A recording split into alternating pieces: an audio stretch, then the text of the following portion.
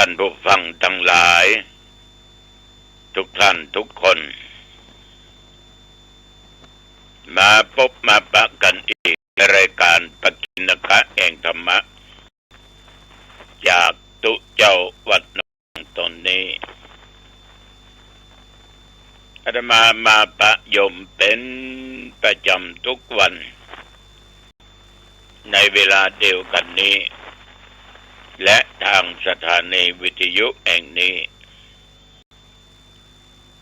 อย่างใดก็ต้องขออนุโมทนาขอบใจต่อญาติโยมที่ติดตามฟังรายการนี้มาโดยดีตลอดขอบใจนักขอบใจหลายๆนึกพอออกไม่ออกรายการของเฮานี้ท่านทั้งหลายก่อนที่จะได้ได้จากกันมากไปกว่านี้เราจะไหว้พระสวดมนต์เป็นหลัก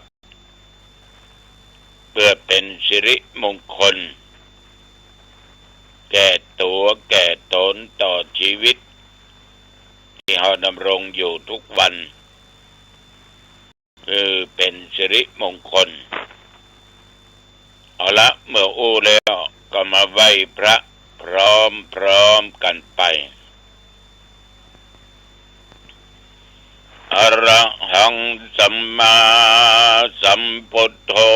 ภควาพุทธังภควันตังอภิวาเทมิกราบพระพุทธสวากขาโตภควตาธัมโมธัมมังนัมสสามิกราบพระธรรมสุปฏิปันโนภควโตสาวกสังโฆสังฆังนัมมามิกราบพระสงฆ์นะโมตัสสะภะคะวะโตอะระหะโตสัมมาสัมพุทธัสสะนะโมตัสสะภะคะวะโตอะระหะโตสัมมาสัมพุทธัสสะนะโมตัสสะภะคะวะโตอะระหะโตสัมมาสัมพุทธัสสะพุทธังสรณังคัจฉามิธัมมังสรณังคัจฉามิสังฆังสรณังคัจฉามิตุติยัมปิพุทธังสรณังคัจฉามิตุติยัมปิธัมมังสรณังคัจฉามิตุติยัมปิสังฆังสรณังคัจฉามิอิติปิโสภะคะวะอะระหังสัมมาสัมพุทโธอิจฉาจารณะสัมปันโนสุขโตโลกวิทูอนุตตโลปุริสัทธัมมัสสาราติสัทธาเทวมนุษย์นังพุทโธภคะวาติยันตุนิมิตตังอวะมังคะลัญจโยจะมานาโพสกุนัสสะสัตโตปะปะคะโหตุสุปินังอะกันพุทธานุภาเวนะวินาศเมนโตสวากขาโตภะคะวะตาธัมโมสันติติโกอะกาลิโกเยหิปัสสิโกปะนะยิโกปัจจัตตังเวทิตาโพวินโยยิติยันตุนิมิตตังอวะมังคะลัญจ ะโยจะมานาโปสักกุนัสสะสัตโตปะปะกะโหตุสุปินังอากันตังธัมมานุภาเวนะเวนะสัมเมนโตสุปฏิปันโนภะคะวะโตสาวกสังโฆอุชุปฏิปันโนภะคะวะโตสาวกสังโฆยะยะปฏิปันโนภะคะวะโตสาวกสังโฆสามิจิปฏิปันโนภะคะวะโตสาวกสังโฆยะติตังจัตตาริปุริสายุคานิอัตถาปุริสปุคลาเยสัภะคะวะโตสาวกสังโฆอาหุนายโยปาหุนายโยทักขินายโยอัญชลิการะนิโยอนุตตัสลังปุญญเกตังโลกัสสาติยันนิมิตตังอวะมังคัลลัญจาโยจะมานาโปสักกุนัสสะสัทโธปะปะกะโหตุสุปินังอากันตังสังฆานุภาเวนะวินาสเมนโตมหากาลุนิโกนาโทกิตายัสสะปะปานินังปุเรตัวปาลามิสัพพะปัตโตสัมโพธิมุตตมังเอเตนะสัจจะวัชเชนะโหตุเตชะยะมังคะลังชะยันโตโพธิยามูเลสักกายานังนันติวันตโนเอวังเอาวังวิชัยโยโหอิชัยยัสสุชัยมังคะเลอปัลลาจิตาปังลังสีเสปัทวิปุคะเลอภิเสกิสัพพพุทธานังอปัตโตปโมทติสุนัขตังสุมังคะลังสุปะภาตังสุโวติตังทุกขโนสุโมโหโตจัสสุญิตังปัมปัจจาลิสุอัตถกินังกายกัมมังวาจากัมมังปัตตกินังปัตตกินังมโนกัมมังปณิติปัตตกินาปัตตกินานิกัตโตนะละปันตติปัตตกิเนสัพตัวพุทธละตันนังโอสัตถังอุตตมังวังกิตังเทวมัสสะนังพุทธเตนะโสตินานัสสันตุปัตตวะสัพเพทุกขาวุปัสสมินตุเตสักกะตัวธรรมะละตันนังโอสัตถังอุตตมังวะลังปะลิลาอุปัสสมดังธรรมะเจนะโสตินานัสสันตุปัตตวะสัพเพพญาวุปัสสมินตุเตสักกะตัวสังฆรัตนังโอสัตถังอุตตมังวะลังอาหุนายังปะหุนายังสังฆเตเชนะโสตินานัสสันตุปัตตวะสัพเพโรกวุปัสสมินตุเต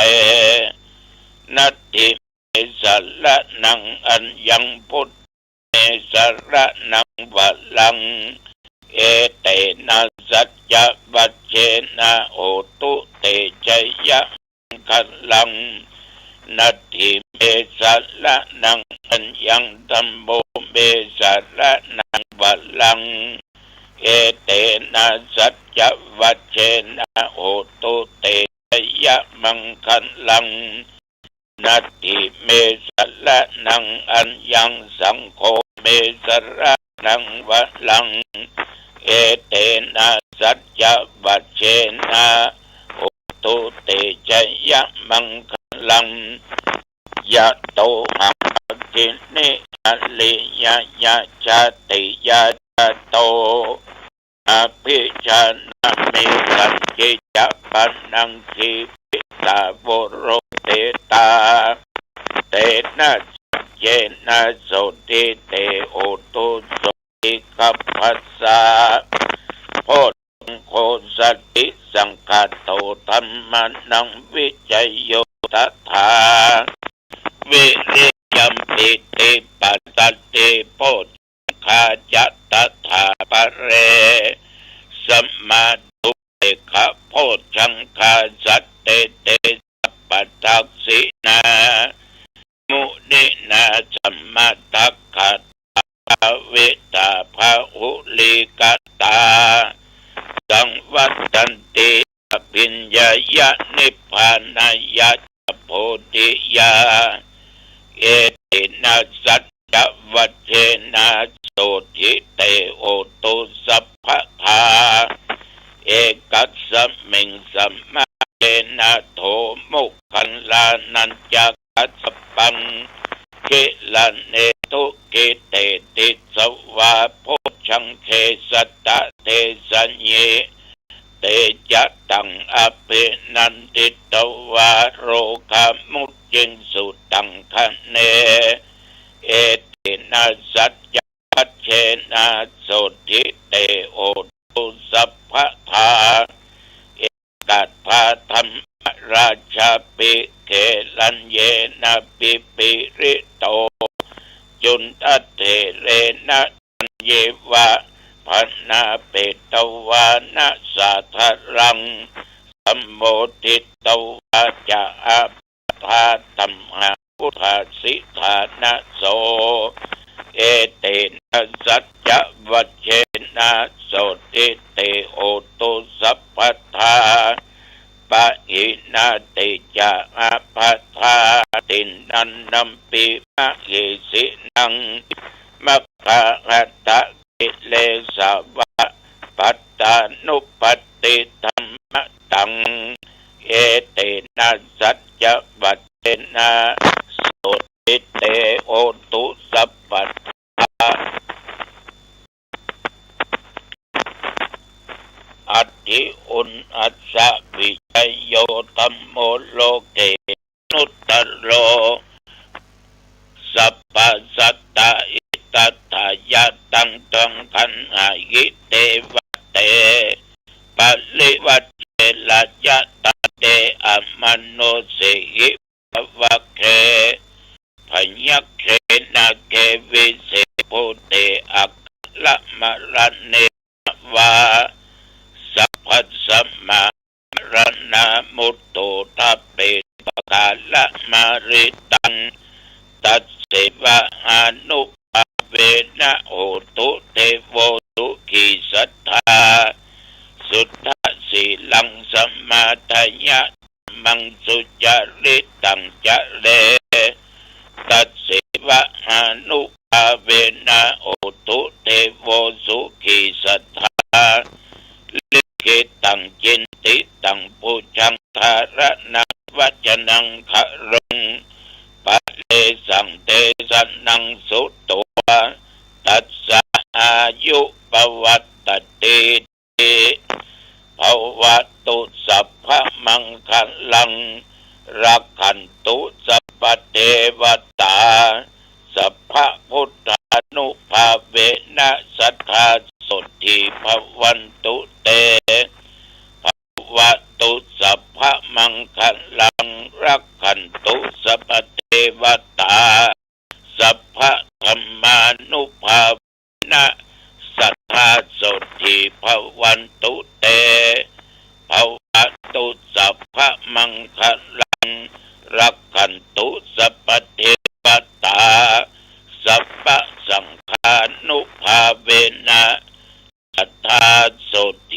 ภวันตุเต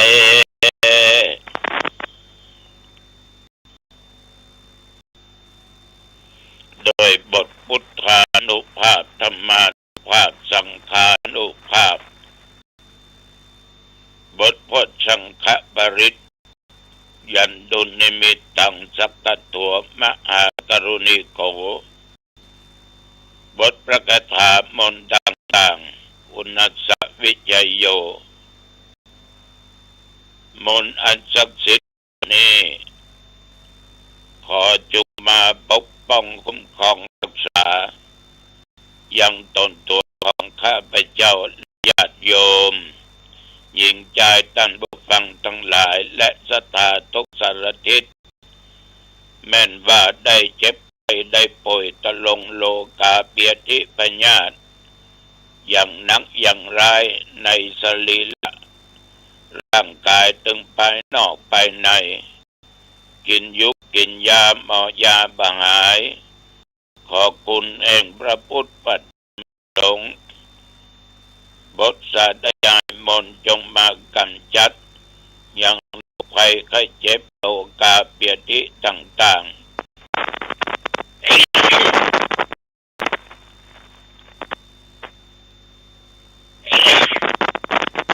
ที่มันเกิดขึ้นนอกกายในกายคืออันตรธานสัวหายมีสุขภาพกายใจอันแข็งแรงแม้นว่าตนข้าพเจ้าและญาติโยม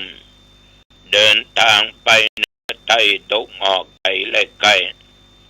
ขอแคล้วคลาดจากอุทกภัยอัคภัยวาตภัยอุบัติภัยโรคภัยภัยทั้งหลายอย่าได้มาคับมาขายไปก็มีโชคมาก็มีชัยชนะมีความสุขกายสบายใจจำเริญด้วยสติปัญญาบัดตั้งตัวตนอยู่ในความประมาทแม่นว่าญาติโยมหญิงชายค้าขายสิ่งใดขอเงือค้าแม่นขายมันได้เฮงเฮงรวยรวยและจำเริญในหน้าที่ยิ่งขึ้นไปอายุวันนาสุขังพังจงบังเกิดมีแก่ทุกท่านทุกคนโดยจิมกรมกรมบอกประกาศตักเตือนระยะนี้มีถึงฝนมีถึงลมมีถึงลูกนับตั้งแต่ตะวันมาจนปัจจุบัน3-4 ชั่วโมงผ่านมาท่านทั้งหลายก็บุญอาตมาก็บุญมีได้ผ่านมาอีก1 วัน20 ชั่วโมงและต้องอยู่ต่อไปเพื่อพุทธศาสนา120 ปี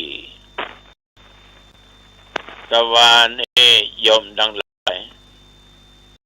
วัดหนองตองบ่มีฝนแต่ใกล้เคียงมีทางดงสันบัดตองเข้ามาปะลานต้องต้อมเจียบหามฝน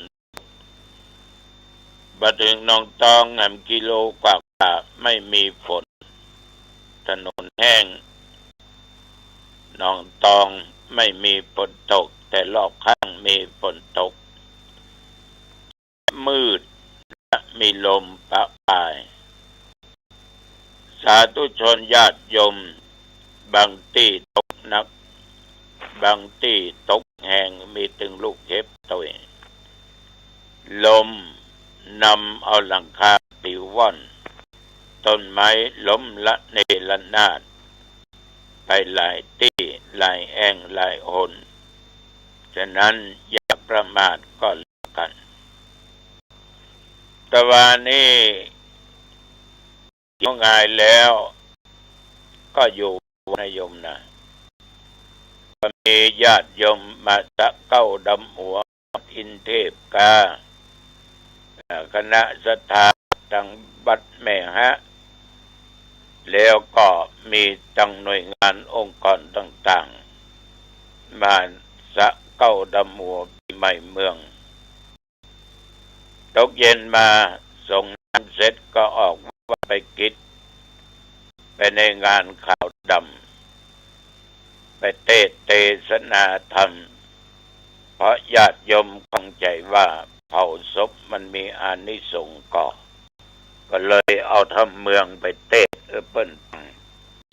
คนที่ตายนั้นอายุได้60ไตวายเฉียบพลันความดันโลหิตสูงเส้นเลือดแตกท่านทั้งหลายหมู่บ้านนี้เดือนป่ายน้อยเดียวมีคนตายติดกัน7 ศพด้วยกันแต่ว่าเรื่องความตายนั้นเป็นเรื่องที่กำหนดมาได้ว่ามันจะเกิดมีขึ้นใดท่านทั้งหลายมันเกิดขึ้นได้เสมอเรื่องความก็อย่าได้ประมาทในชีวิตของตัวตนก็แล้วกันที่โยมถามว่าเผาศพมันมีอานิสงส์ก็เลยเอาทำเมืองประเทศไปเล่าไปสู่เพิ่นฟังโดยย่อโดยสังเขปเมื่อตะวันคือคนเฮาเนี่ยในยุคปัจจุบันนี้บางที่ก็มีเมนวัดบางที่ก็ไปปัจจาอย่างหนองตองนี่ไม่ไปปัจจาไปเหี้ยวหลายบ้านต้องไปปัจจากันแต่ส่วนมากคนมางานศพนั้นถ้ากินก็ตอนแล้วหายไปบางที่1,300ส่วนเดียวไปปัจจาพยุคปัจจุบันเนี่ยอาหารการกินเลี้ยงเข้ากับคือได้เรียกว่ากับบ้านกับจองบ้านไผ่บ้านมันหิวไปต้องย่องแตกแง่งเนาะอันนี้เรียกว่าเข้ากับมากินนะสักกำไปกินบ้านบางคนก็อย่างว่าก็ห่วงบ้านนะเนาะมนุษย์ลูกมนุษย์แม่มนุษย์ก็เล่นไป4 กับ 5 กับแต่เจ้าของงานก็กับเลี้ยงเปิ้นบ่พอ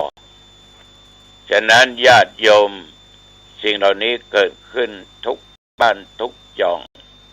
ถ้าหยุดได้หยุดเนอะโยมเนอะอินดูสงสารเจ้าพระเตอะเปิ้นหำว่าอย่างอะเปิ้นเต็มใจเลี้ยงแต่ต้องหันอกหันใจเขาตกแต่เปิ้นเป็นดีใครหมดตกแต่ตัวเป็นดีใครให้ใครห้องเปิ้นเลี้ยงดีก็โอ้เลี้ยงบ่ดีก็เล่าหน้าจากคนแพทย์คนเอานี้แปลกกินฟรีนะแต่พอกลับเอาไปโดยหั่น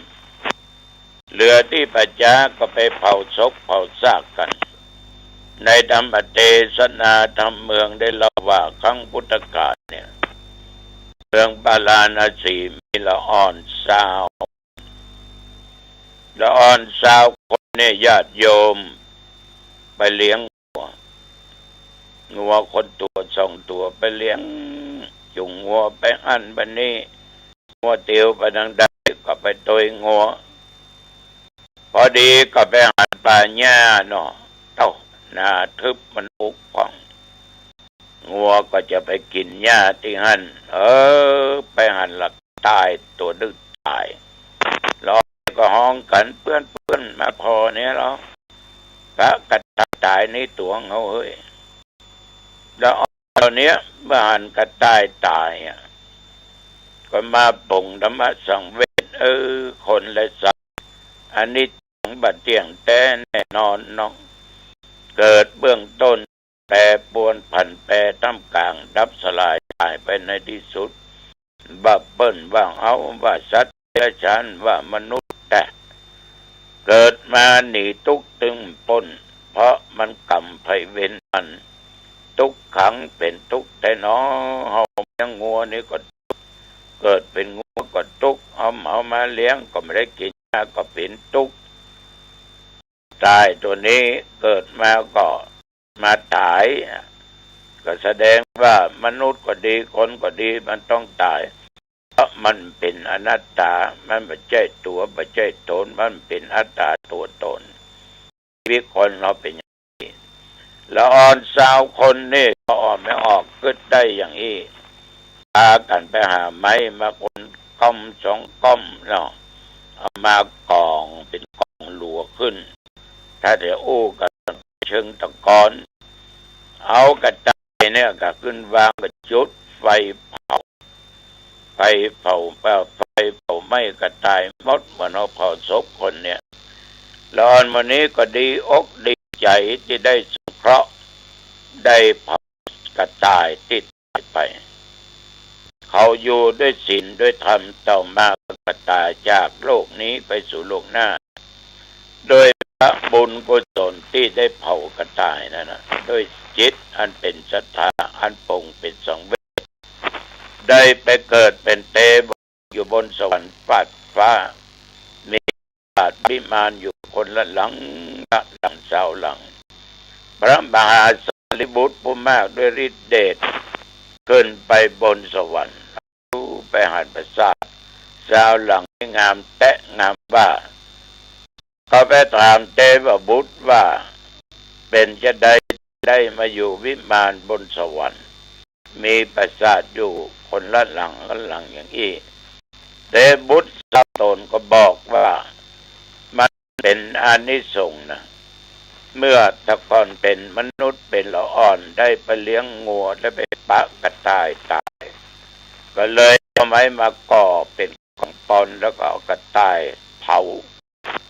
โดยบุญกุศลนั้นข้าทั้งหลายจึงได้มาเกิดเป็นเทพบุตรบนสวรรค์อย่างเงี้ยเนี่ยเขาเล่าเขาฟังอย่างมีหลายเรื่องก็เล่าแทรกไปญาติโยมท่านผู้ฟังทั้งหลายถ้าเอาตั้งใจมันดีนะมันก็ดีนะตั้งใจเอาแบบบัดดีมันก็ถึงดีเฉยมันก็เฉยบัดดีบัดหายอย่างนั้นมันก็ไม่ได้อย่างสักอย่างนะมันเปิ้นเอาเข้ามาเลี้ยงเอาขนมมาฮื้อเปิ้นมาเลี้ยงไปก็ขอนั่นแล้วขอกล้องแล้วก็ขอกล้องแล้วบางคนก็โลภนักก็ไปถึงขอเตียเอาอย่างบางคนเฉยมันก็เริ่มได้ ฉะนั้นญาติโยมท่านผู้ฟังอะไรฝากไว้เป็นข้อคิดเอาละวันนี้เวลาพอดีพอวันเมื่อคืน2 ทุ่มกันเนอร์ที่บ้านเท้าคำวังนะอำเภอหางดงจังหวัดเชียงใหม่ปะกันเนอร์2 ทุ่มที่บ้านเท้าคำวังงานขับดำปะน้องทองแน่นอนอายุวันโนสุขังพบกันในโอกาสหน้าเจริญพรสวัสดีครับท่านผู้ฟังที่เคารพทางสายเอกดำเนินรายการโดยพระประชานาถมุนีเจ้าอาวาสวัดดอนจันทร์เจ้าคณะอำเภอกัลยาณิวัฒนาจังหวัดเชียงใหม่ท่านมีธรรมะกล่าวธรรมะดังนี้กลิ่นที่มันสัมผัสกับจมูกไม่สามารถทำให้ตาเรานั้นสะเทือนและหวั่นไหวได้ก็เพราะตานั้นมีสมาธิในการอ่านหนังสือตั้งมั่นในการอ่านหนังสือจึงบรรลุเป้าหมายในการอ่านหนังสือนี่แหละตานั้นมีสมาธิ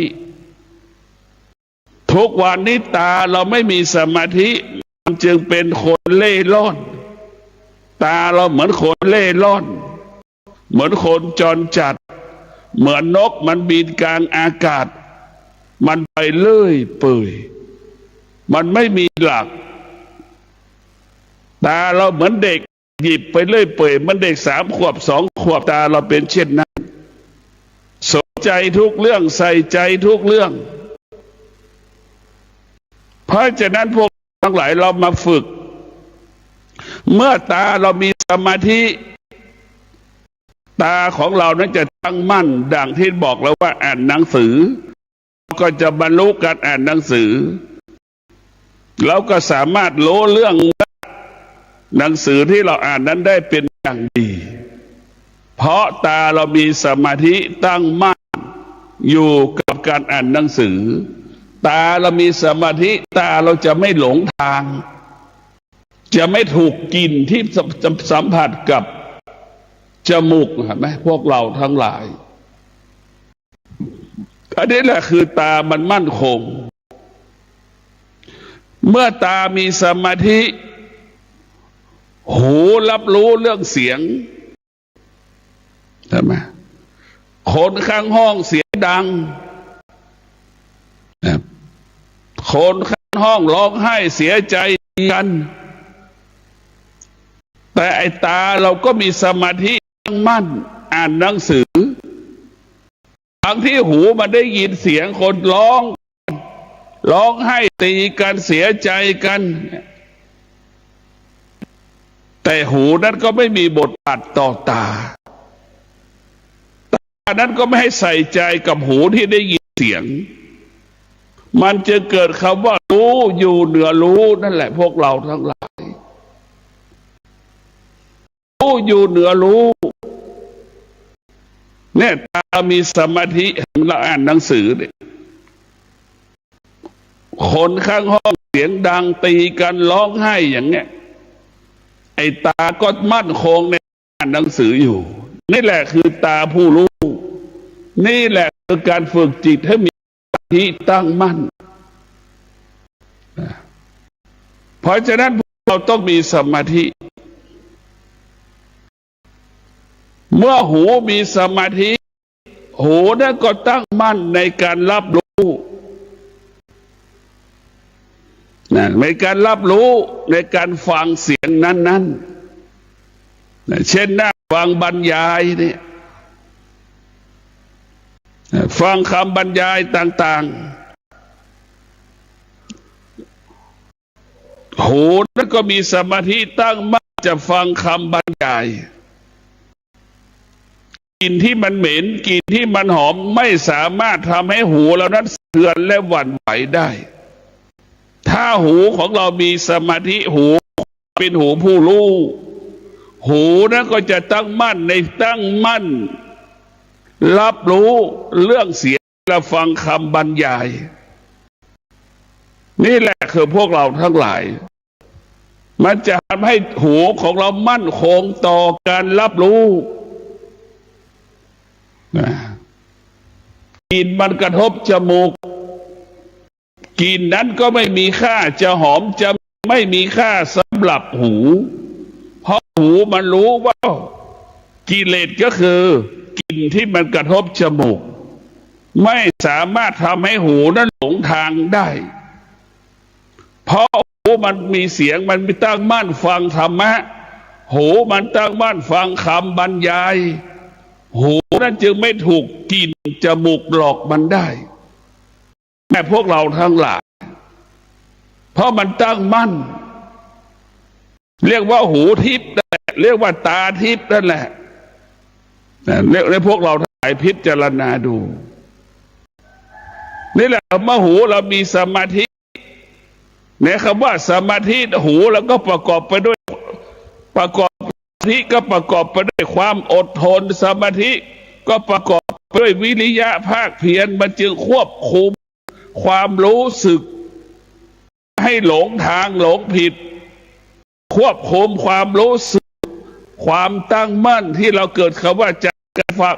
เกิดจากการฟังธรรมะแล้วก็ดีบรรยายธรรมะก็ดีเราก็จะตั้งมั่นอยู่เท่านั้น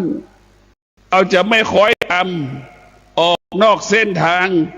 เราจะให้มีสติมีความอดทนมีความภาคเพียรอยู่ในฟังธรรมะฟังคำบรรยายนี่คือหูนี่แหละทำหน้าที่ของหูได้ดี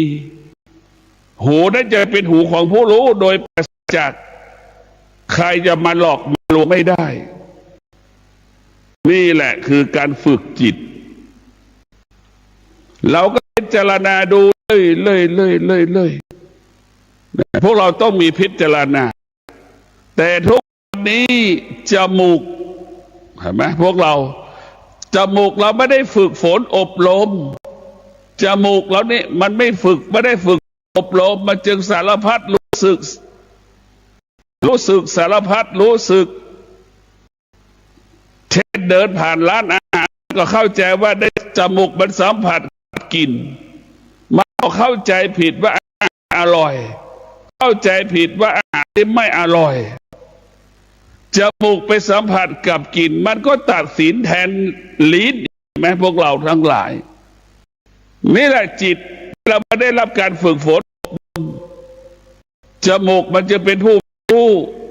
มันจะเอาตัดสินใจว่ากลิ่นที่มันกระทบจมูกมันก็ตัดสินว่าอาหารนี้อร่อยอาหารนี้ไม่อร่อยทั้งที่หน้าที่ของลิ้นเป็นผู้ตัดสินชิมรสชาติอาหารลิ้นจะเป็นหน้าที่ของมันตัดสินไม่ใช่หน้าที่ของจมูก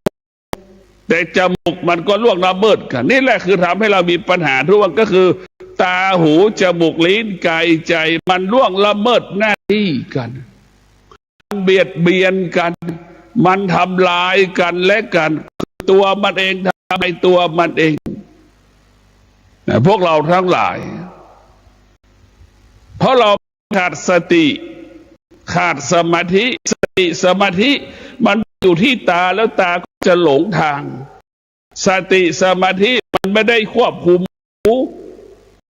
หูนั่นก็จะไปหลงในเสียงเหมือนสแกมเมอร์ที่เราไปหลงมาแล้วแหละแต่พวกเราทั้งหลายนี่คือเราไปหลงทางหมดถ้าเรามีสติเรามีสมาธิเราจะไม่หลงทางตามีสติสมาธิหูมีสมาธิจมูกมีสติสมาธิเราจะไม่หลงแต่พวกเราทั้งหลายเรารู้แล้วว่าธรรมะมันเกิดที่ไหนมันเกิดจากหูจมูกลิ้นกายใจกิเลสมันเกิดขึ้นที่ไหนกับตาหูจมูกลิ้นกายใจความชั่วความดีเกิดขึ้นที่ไหนกับตาหูจมูกลิ้นกายใจทุกสิ่งทุกอย่างเราพิจารณามันเกิดที่เดียวกันหมดแต่มันเกิดจากที่เดียวกันดังมะม่วงสุกกับมะม่วงดิบมันก็เกิดจากลูกเดียวกันจะเปรี้ยวมันจะหวานมันก็เกิดจากลูกเดียวกันนั่นแหละเราจะเห็นอันไหนสำคัญกว่ากันระหว่างมันเปรี้ยวและหวานเราก็พิจารณาเพราะฉะนั้นอายตนะตาหูจมูกลิ้นกายใจนี่มันเป็นเรื่องซับซ้อนมันเป็นกลไกที่มันทำลายเราหรือมันเป็นกลไกเป็นเครื่องมือจะสร้างสรรค์ชีวิตเราว่ามีทั้งสองอย่างเราจะต้องออกจากธรรมชาติให้ได้โดยเฉพาะมนุษย์เกิดมาแล้วเนี่ยธรรมชาติมันอยู่ที่ตาธรรมชาติมันเกิดจากตาหรือธรรมชาติของตาคือมันรับรู้ในรูปธรรมชาติของหูรับรู้ในเสียงธรรมชาติของจมูกรับรู้ในกลิ่นธรรมชาติของลิ้นรับรู้รสชาติอาหารสารพัดรสชาติอาหารธรรมชาติของกายก็ผิวหนังของเรามันก็ที่มันรับรู้ผิวหนังเย็นร้อนหนาวจิตมันรู้สึกสารพัดความรู้สึกเป็นธรรมชาติของมันเราจะต้องเปลี่ยนเราจะต้องล้างธรรมชาติหรือล้างระบบดังคำว่าน้ำดีไปไล่น้ำเสียนั่นแหละเนี่ยเราจะต้องล้างก่อนเราจะต้องเปลี่ยนระบบตาหูจมูกลิ้นกายใจเราใหม่เนี่ยเราจะต้องใช้เปลี่ยนมันหมดเพราะมันเป็นธรรมชาติครอบงำและธรรมชาติมันครอบงำตาหูจมูกลิ้นกายใจธรรมะจึงไม่มีพื้นที่อยู่เพราะธรรมชาติมันไปเฝ้าหมดตานี่ก็เหมือนคนไปสงวนลิขสิทธิ์ที่ดินนั่นแหละเห็นไหมตาก็เหมือนที่ดินแต่มีคนไปจองแล้วเห็นไหมหูเหมือนที่ดินมีคนไปจองอีกแล้วนะมันไปจองหมดเรียกว่ามันมีเจ้าของหมดเจ้าของตาจมูกลิ้นกายใจก็ได้แก่ธรรมชาตินี่แหละเป็นเจ้าของคือได้แก่กิเลสนี่แหละเป็นเจ้าหูจมูกลิ้นกายใจเมื่อเรามาฝึกจิตเมื่อเราอบรมจิตจิตเราจะต้องไปต่อรองธรรมชาติ เราจะต้องเปลี่ยนแปลงธรรมชาติของตาหูจมูกลิ้นกายใจของเราจะเอาธรรมชาติออกไปจากตาหูจมูกลิ้นกายใจเราลำบากเพราะธรรมชาติลำบากเพราะธรรมชาติเมื่อเราเปลี่ยนแปลงสามารถเปลี่ยนแปลงตาหูจมูกลิ้นกายใจให้ไปอยู่กับธรรมะให้ธรรมะมาอยู่ที่ตาหูจมูกลิ้นกายใจให้ธรรมะก็หมายถึงสติสมาธิมาเป็นผู้ดูแลตาหูจมูกลิ้นกายใจเป็นผู้ควบคุมตาหูจมูกลิ้นกายใจแล้วนี่สติกับสมาธิอายตนะก็จะเป็นอายตนะของผู้ความจริงและเป็นผู้รู้ความจริงของธรรมชาติแล้วอายตนะของเราก็จะอยู่เหนือธรรมชาติอยู่เหนือความรู้สึกที่เรารู้สึกที่มันอาศัยตาอาศัยหูอาศัยจมูกอาศัยลิ้นอาศัยกายอาศัยผิวหนังอาศัยจิตความรู้สึกแล้วมันจะหมดสิ้นไปเมื่อตาเรามีสมาธิมีสติสมาธิหูมีสติมีสมาธิลิ้นเราจมูกมีสติมีสมาธิลิ้นมีสติสมาธิผิวหนังเรามีสติสมาธิควบคุมจิตของเราเรียกว่าควบคุมสติสมาธิจะควบคุมสติสมาธิเปรียบเสมือนคนขับรถตาหูจมูกลิ้นกายใจเปรียบเสมือนรถถูกสมาธิควบคุมมันจะบรรลุเป้าหมายมันจะไม่หลงทางมันจะไม่หลงผิดมันจะตั้งมั่นอยู่ในคุณความดีงามเท่านั้นท่านทั้งหลายเมื่อตาหู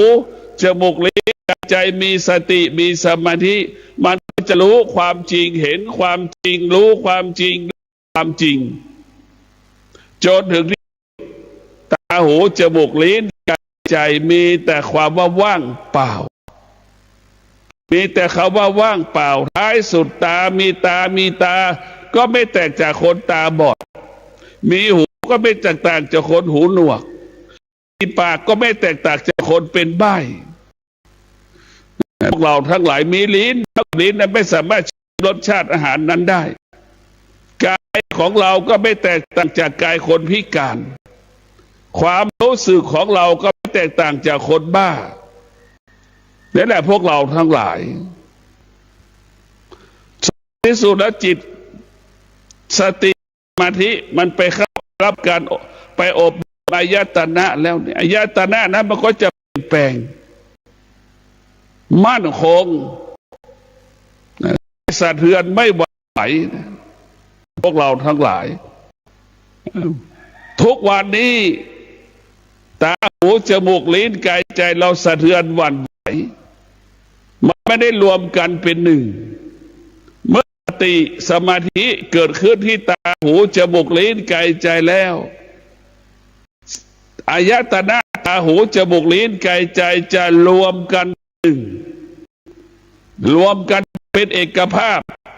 จะให้ตาหน้าที่ก็มันก็จะให้ตานั้นทำหน้าที่หรือหูจะให้เราหูทำหน้าที่มันให้หูได้รับภาระทำหน้าที่มันล่วงละเมิดมันจะให้เกียรติกันเพราะฉะนั้นพวกเราทั้งหลายตาหูจมูกลิ้นกายใจเหมือนคน6 คนที่อยู่ในร่างกายของเรา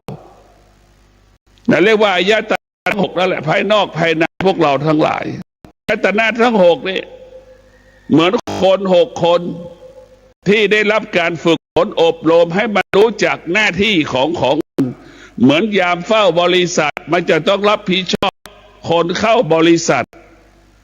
มันจะต้องมีดูบัตรของพนักงานดูบัตรประชาชนเหมือนเจ้าหน้าที่ทำให้คนขึ้นเครื่องบินนั่นแหละจะต้องทำแบบนั้นรู้จักตนเองพนักงานที่ดูแลเครื่องบินเมื่อคนเครื่องบินแล้ว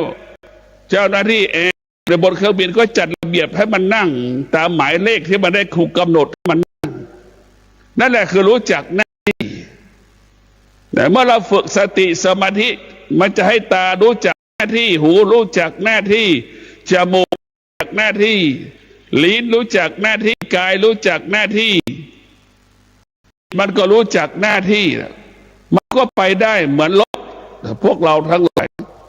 มันจะประกอบไปด้วยสิ่งต่างๆหรือร่างกายของเราประกอบไปด้วยตาหูจมูกลิ้นกายใจนั่นแหละมันเกิดคำว่าสมบูรณ์แบบแล้วฝึกให้มันเป็นอย่างนี้แล้วถามว่ากี่คนที่มันฝึกได้กี่คนที่สติสมาธิมันจะควบคุมตาหูจมูกลิ้นกายใจแล้วได้มันมีไม่กี่คนมันจะเกิดขึ้นสำหรับผู้ที่ปฏิบัติธรรมเท่านั้นทุกวันที่ตาหูจมูกลิ้นกายใจเราสั่นหวั่นไหวตลอดเหมือนเราเดินเข้าในป่านะมั้ยเราไปเจอไก่ป่าก็ตกใจมันปีนบินไปแล้วนะมันบินได้หมดเราในป่าไปเจอฝูงฝูงนกก็ตกใจเห็นไหมนั่นแหละคืออายะของเรามันตื่นตัวตลอดเวลามันกลัวมันเป็นผู้ไม่รู้มันจะหวั่นไหวตลอดเวลาถ้าอายตนะมีสติมีสมาธิจะไม่สะเทือนมันจะไม่หวั่นไหวมันจะมีแต่คำว่ามั่นคงในการรับรู้ที่อาศัยตาหูจมูกลิ้นกายใจไม่สามารถให้มันไม่สามารถเปลี่ยนแปลงในการรับรู้นั้นได้มันมั่นคงในการรับรู้มันจะไม่ถูกหลอกทุกวันนี้อะไรมันหลอกเราตาเราหลอกตาไม่มีสติสมาธิเราก็ถูกตามันหลอกหูไม่มีสมาธิก็ถูกเสียงมันหลอกเราเหมือนหาคู่ในแอปนั่นแหละได้ยินแต่เสียงหลงไหลเสียงแต่ตัวจริงแล้วคนอายุ70-60เห็นไหมนี่แหละคือเราในเสียงไปยึดติดในเสียงไปปรุงแต่งในเสียงก็สุดก็ถูกมันหลอกพอเจอตัวตนรับไม่ได้เห็นไหมขยะแขงอีกเห็นไหมนี่แหละคือเราหลงในรูปของตาจริงๆเราก็ไม่เคยรู้พอเราไปเจอตัวจริงอายุ60อีกแล้วเห็นไหมมันหลอกเราหมดในยุคปัจจุบันเนี่ยคนยุคปัจจุบันไม่มีคนยุคปัจจุบันไม่ใช้สติไม่ใช้สมาธิคนปัจจุบันจึงอ่อนแอหวั่นไหวในการรับรู้อ่อนแอหวั่นไหวในการรับรู้จึงความรู้สึกเกินความจำเป็นจึงมีเหตุผลเกินความจำเป็นมันจึงทำให้ชีวิตเราลำบากยากจนเพราะเรามีความรู้สึกเกินความจำเป็นมีเหตุผลเกินความจำเป็นดังคนในชาติของเราเนี่ยมีเหตุผลเกินความจำเป็นออกมาไล่ทุกรัฐบาลเนี่ยและประเทศชาติตรงไหนพวกเราทั้งหลายมีความรู้สึกเกินความจำเป็นนี่แหละคือประเทศชาติเราอยู่ยากลำบากเพราะคนในชาติเราขาดสติขาดสติจึงออกมาไล่รัฐบาลทุกรัฐบาลไม่มีรัฐบาลไหนที่ประชาชนไม่ออกมาไล่ไม่มีเพราะฉะนั้นเราทั้งหลายถ้าประชาชนมีสติมีสมาธิประชาชนนั้นก็สงบประเทศชาติก็สงบประเทศก็เจริญเราสังเกตดูว่าจมูกลิ้นกายใจเราไม่มีสมาธิไม่มีสติไม่มีสมาธิตาหูลิ้นกายใจมันจึงทำให้เราวุ่นวายทุกวันเห็นไหมชีวิตเราวุ่นวายทุกวันชีวิตเราตึงตกอยู่ใต้อำนาจในสิ่งที่เรารู้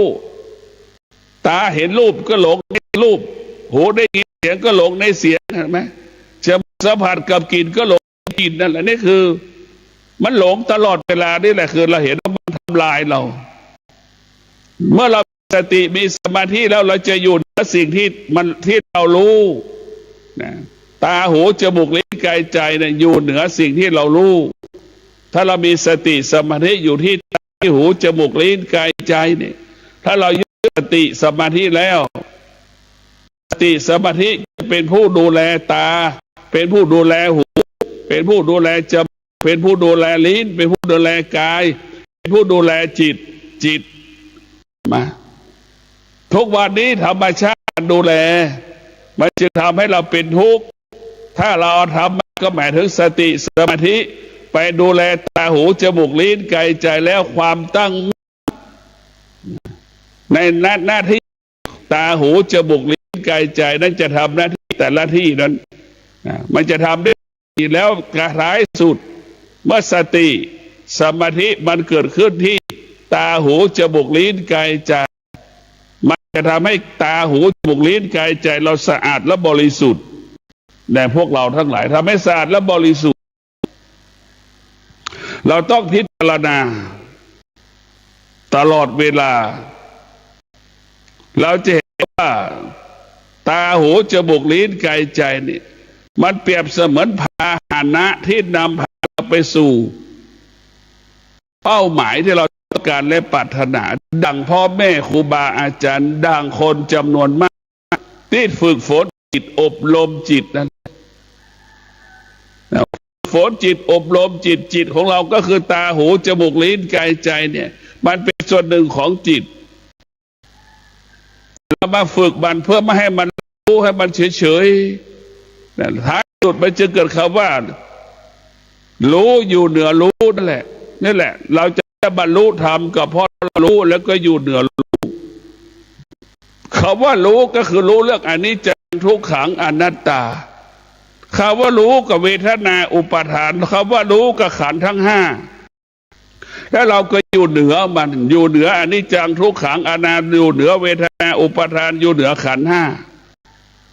เมื่อเราอยู่แล้วมันเนี่ยมันก็ไม่มีอะไรให้เราทุกข์ทรมานลำบากกายลำบากใจจนถึงที่สุดมันก็ไม่มีอะไรให้เราไปรับรู้เพราะเข้าไปยึดติดมันเมื่อเราไม่เข้าไปยึดติดมันก็ไม่มีอะไรให้เราแต่พวกเราทั้งหลายเมื่อเรามีสติเรามีสมาธิรู้แล้วเราก็ละสิ่งที่เรารู้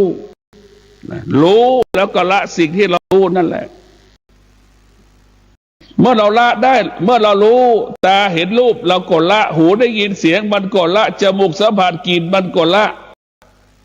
ลิ้นมันสัมผัสกับรสชาติอาหารน้ำดื่มผลไม้ต่างๆก็ละกายผิวหนังสัมผัสมันก็ละสารพัดความรู้สึกที่เกิดขึ้นที่จิต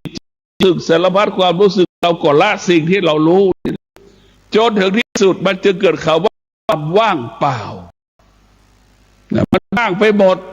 เหมือนไข่ที่เราตอกเอาไข่ออกจากเปลือกไข่มันต้องในเปลือกไข่ไม่ปราศจากไข่เห็นไหมมันก็เป็นเช่นนั้นเหมือนตะกร้าที่ปราศจากวัตถุสิ่งของอยู่ในตะกร้านั่นแหละนั่นคือคำว่าจิตว่างเราจะเป็นแบบนั้นคำว่าจิตไม่ว่างก็คือจิตเราก็เหมือนตะกร้าในตะกร้าเต็มไปด้วยวัสดุพันธุ์ต่างๆเต็มไปด้วย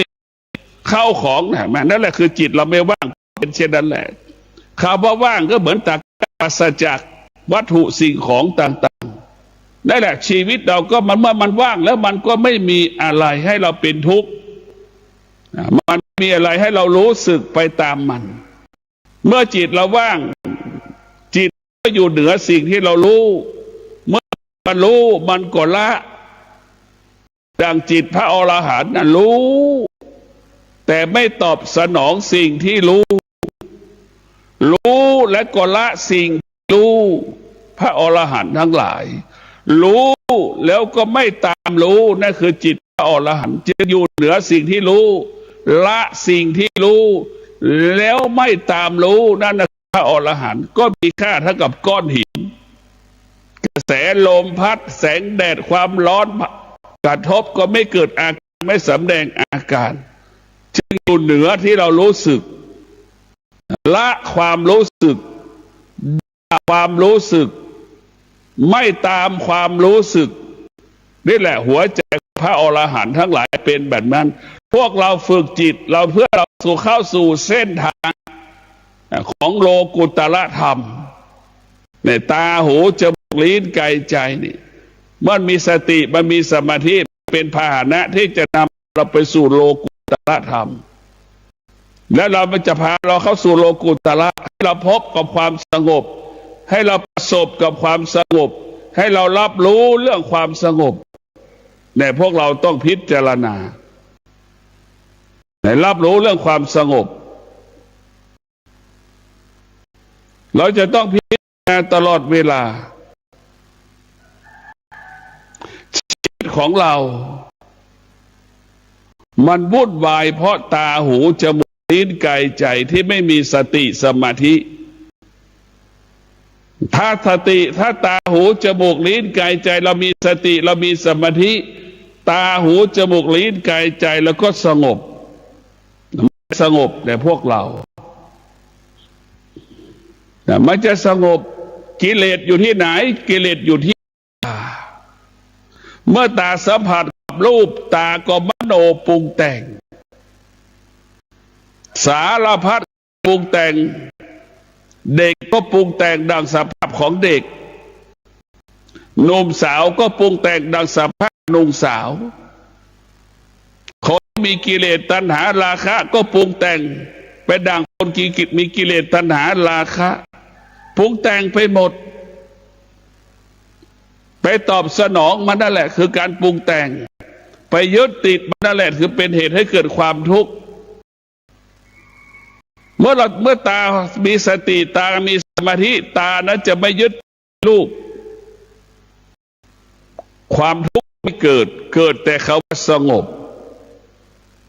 หูมีสติสมาธิไม่ยึดติดในเสียงหูนั้นจะเกิดก็สงบจมูกสัมผัสกับกลิ่นเห็นไหมสัมผัสกับกลิ่นมันจะมีสติสมาธิมันอยู่มันก็ทำความสงบนั่นแหละคือสงบมันจะไปควบคุมสติสมาธิจะไปควบคุมหมดพวกเราทั้งหลายเราต้องพิจารณาว่าตาหูจมูกลิ้นกายใจของเรานี่เป็นสิ่งสำคัญที่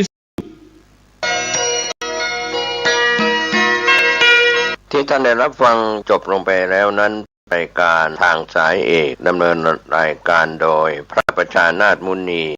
ณอำเภอกัลยาณิวัฒนาเจ้าอาวาสวัดดอนจันทร์ตำบลทัตรามอำเภอเมืองเชียงใหม่จังหวัดเชียงใหม่เชิญท่านติดตามศึกษาธรรมะการปฏิบัติได้ในข่าวครั้งต่อไปสำหรับวันนี้สวัสดีครับ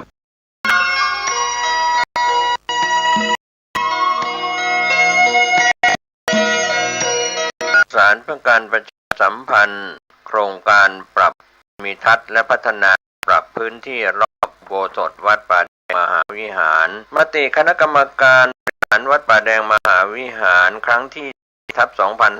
2567ได้เห็นและอนุมัติให้ดำเนิน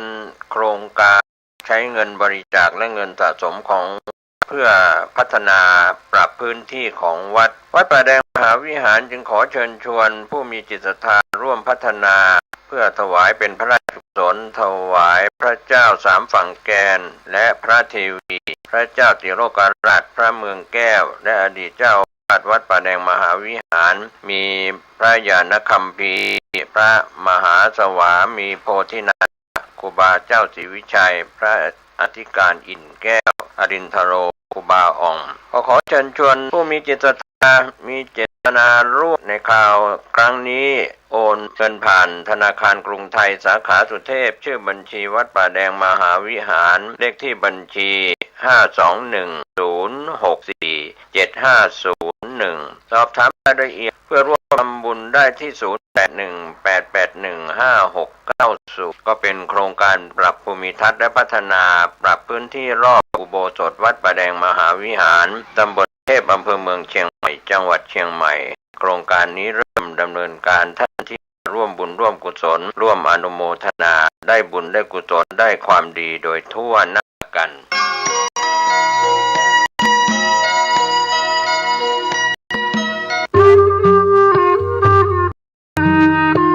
ขอเชิญร่วมอนุโมทนาบุญใหญ่กับก้าวสำคัญของการเผยแพร่ธรรมะสู่ชุมชนสถานีวิทยุเครือข่ายคลื่นสีขาวเพื่อชาวประชาวัดบรรพตสถิตจังหวัดลำปางได้จัดตั้งสถานีวิทยุคลื่น FM 106.5 เมกะเฮิรตซ์ณวัดบรรพตสถิตตำบลอำเภอเมืองจังหวัดลำปางเพื่อ พื่อเป็นกระบอกเสียงแห่งธรรมข่าวสารงานบุญและสนับสนุนกิจการคณะสงฆ์มาตั้งแต่วันที่1 มีนาคม 2569 บัดนี้ถึงเวลาอันเป็นมงคลขอเชิญร่วมงานบุญเปิดสถานีวิทยุวัดบรรพตสถิตพิธีสามีกรรมสุมาคาสะเกล้าดำหัวครูบาอาจารย์พระนักเผยแผ่เครือข่ายคลื่นสีขาวประจำปี 2569 พบกันในวันเสาร์ที่ 25 เมษายน 2569 นี้เวลา 8 นาฬิกาประกอบพิธีสวดถอนตามโบราณประเพณี 9 นาฬิกา 30 นาทีร่วมฟังเวทีเสวนาธรรมสงฆ์กับการสื่อสารเล่าขานวิถีท้องถิ่น 10 นาฬิกา 30 นาทีพิธีเจริญพระพุทธมนต์สืบชะตาความเป็นสิริมงคล 11 นาฬิกา 9 นาทีพิธีเปิดสถานีวัดบรรพตสถิตอย่างเป็นทางการ 12 นาฬิกาอิ่มบุญอิ่มต้องกับโรงอาหารเลิศรสจากญาติธรรม 13 นาฬิการ่วมพิธีสามีจิกรรมสะเกล้าดำหัวพระสงฆ์ครูบาอาจารย์พระนักเผยแผ่จำนวน 50 รูป 4 นาฬิกาพิเศษกิจกรรมจับสลากมอบของขวัญรางวัลแทนใจให้แก่ญาติโยมขอเชิญคณะศรัทธาท่านผู้ฟังร่วมเป็นเจ้าภาพปัจจัยฝ่ายพระสงฆ์50 รูปรูปละ 1,500 บาทหรือตามเจตนาศรัทธาบริจาคได้ที่ธนาคารกรุงไทยสาขาลำปางชื่อบัญชีกองทุนสนับสนุนการเผยแผ่ศาสนาวัดบรรพตสถิตเลขที่บัญชี 503-3-1554-4 สอบถามรายละเอียดเติมโทร 086-567-540 หรือ 098-005-2515 เมษายนนี้เฮามาห่วมสะเกล้าดำหัวร่วมสืบสารประเวณีปีใหม่เมืองณวัดบรรพตสถิตลำปางคลื่น 106.50 เมกะเฮิรตซ์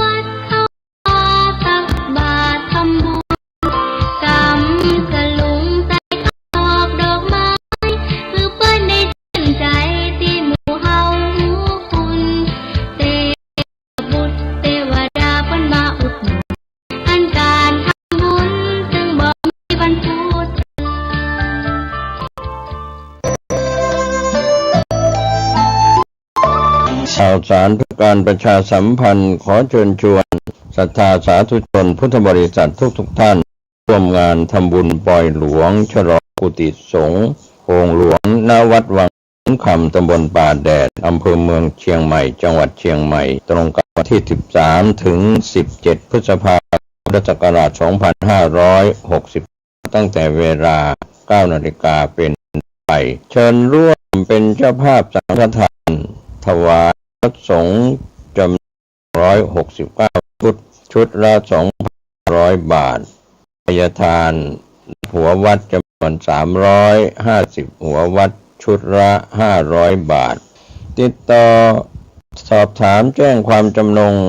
บริจาคได้ที่วัดบางสิงห์คำกับ081-783-6540 ก็เป็นส่วนอนุโมทนางานทำบุญปล่อยหลวงฉลองกุฏิสงฆ์โองหลวงของวัดวังสิงห์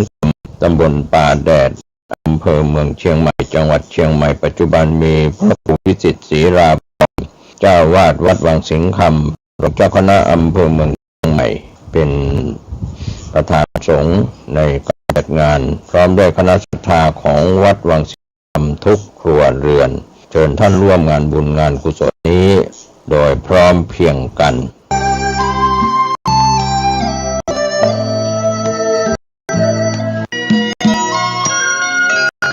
ข่าวสารเพื่อการประชาสัมพันธ์ขอเชิญร่วมงานบุญมุทิตาจิตอายุวัฒนมงคลพระครูวินัยธรนันทวัฒน์อิสระยาโนผู้ช่วยเจ้าวาดวัดดอนตันอำเภอแม่ริมจังหวัดเชียงใหม่ฉลองสมโภชครบรอบวัดดอนตัน288 ปีรับเป็นเจ้าภาพโรงทานเจ้าภาพจตุปัจจัยทายธรรมถวายสังฆทานรวมไปถึงถวายโรงศพติดต่อสอบถามได้ณวัดดอนตันตำบลเมืองแก้วอำเภอแม่ริมจังหวัดเชียงใหม่วันเสาร์ที่ 9 พฤษภาคม 2569 ได้บุญได้กุศลได้ความดี ทั่วหน้ากัน สวัสดีครับท่านผู้ฟังที่เคารพวันนี้ผมเกษตรเพชรสำริดวิทยากร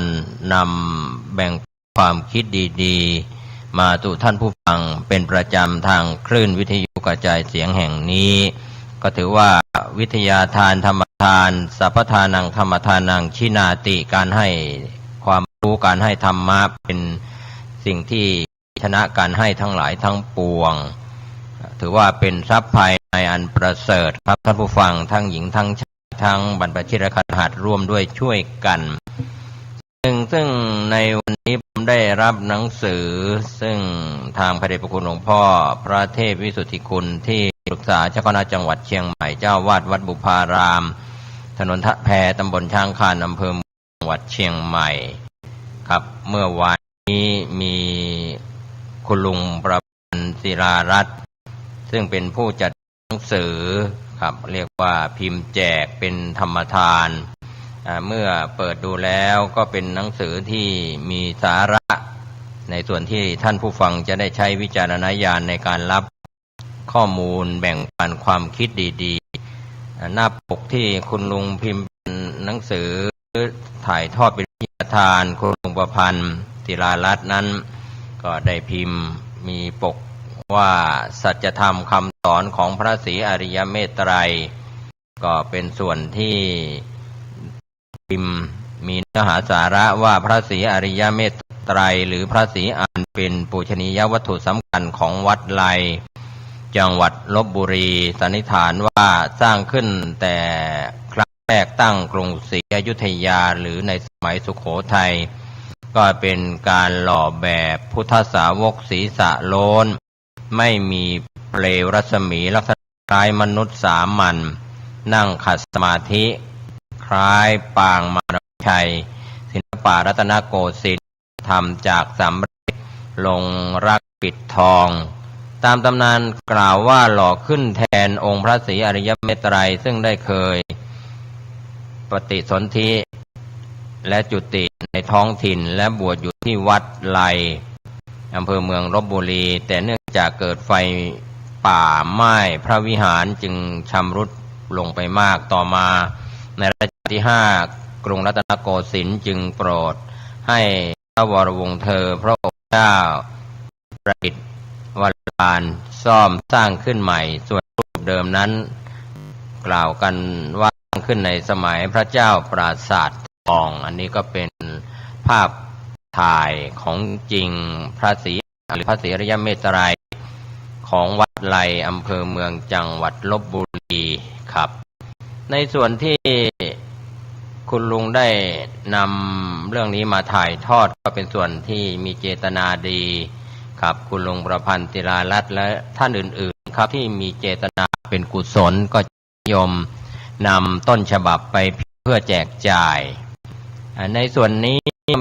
มีชื่อว่าพระคัมภีร์พระคาถาขององค์สมเด็จพระศรีอริยเมตไตรเป็นเจ้าแห่งสวรรค์ยุคนี้เมืองมนุษย์มีความทุกข์ความเดือดร้อน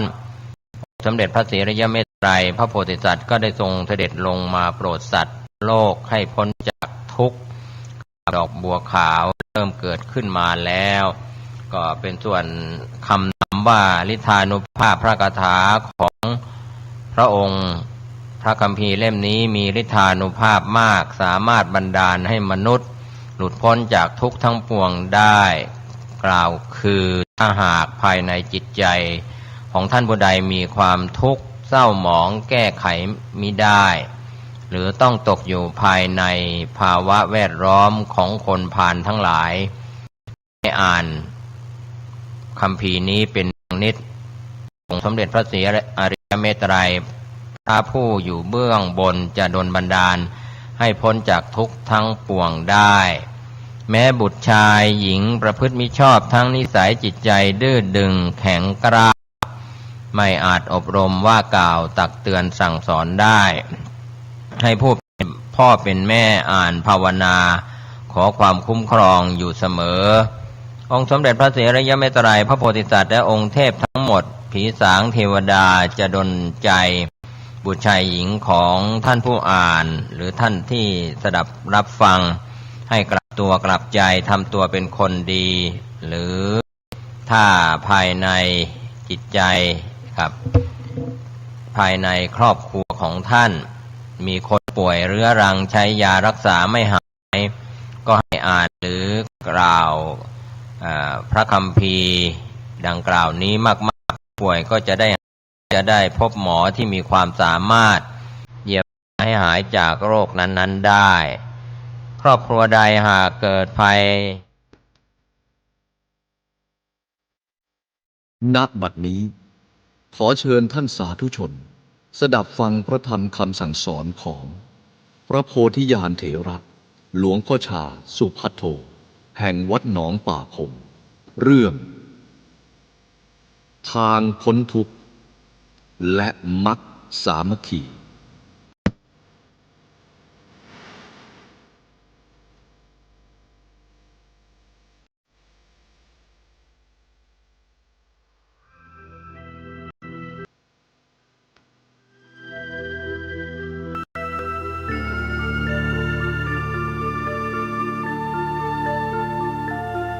วันนี้ได้รับอนุญาตจากท่านอาจารย์ซึ่งเป็นเจ้าอาวาส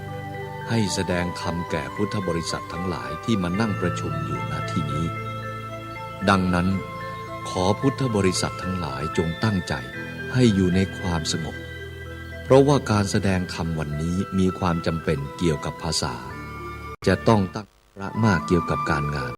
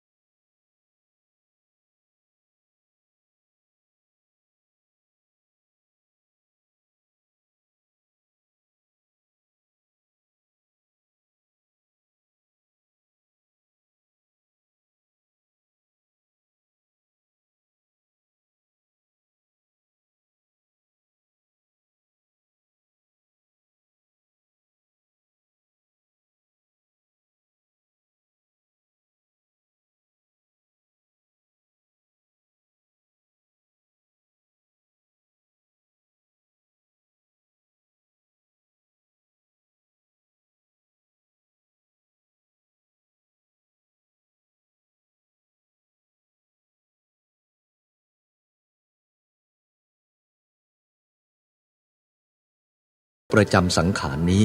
ยืนก็เป็นทุกข์นั่งก็เป็นทุกข์นอนก็เป็นทุกข์อย่างนี้เป็นทุกข์ธรรมดาทุกข์ประจำสังขารพระพุทธเจ้าท่านก็มีเวทนาอย่างนี้มีสุขอย่างนี้มีทุกข์อย่างนี้แต่ท่านก็รู้จักว่าอันนี้เป็นธรรมดาสุขทุกข์ธรรมดาทั้งหลายเหล่านี้ท่านระงับมันได้เพราะท่านรู้จักเรื่องของมันรู้จักทุกข์ธรรมดามันเป็นของมันอย่างนั้นไม่รุนแรงท่านให้ระวังทุกข์ที่มันจรมาทุกข์ที่เหนือธรรมดาเปรียบประหนึ่งว่าเราเป็นไข้เอายาไปฉีดเข้าไปในร่างกายเข็มฉีดยานั้นมันทะลุเข้าไปในเนื้อหนังเรารู้สึกเจ็บนิดหน่อยเป็นธรรมดาเมื่อถอนเข็มออกมาแล้วความเจ็บก็หายนี่เรียกว่าทุกข์ธรรมดาไม่เป็นอะไรทุกคนจะต้องเป็นอย่างนี้ทุกข์ที่ไม่ธรรมดานั้น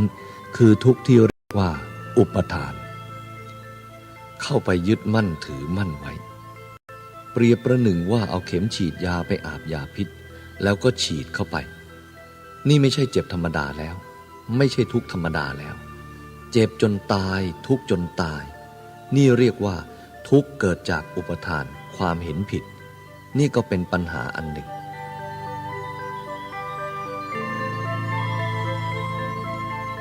ไม่รู้จักอนิจจังความเปลี่ยนแปลงของสังขารสังขารมันเป็นวัฏฏะสงสารสังสาเรทุกขังทุกข์ในสงสารมันเปลี่ยนเราไม่อยากให้มันเปลี่ยนเราคิดผิดมันก็ทุกข์คิดถูกก็ทุกข์คนเกิดมาแล้วไม่เห็นสังขารอันนั้นเห็นสังขารว่าเป็นตัวเป็นตนเป็นเราเป็นเขาไม่อยากให้สังขารเปลี่ยนแปลงไป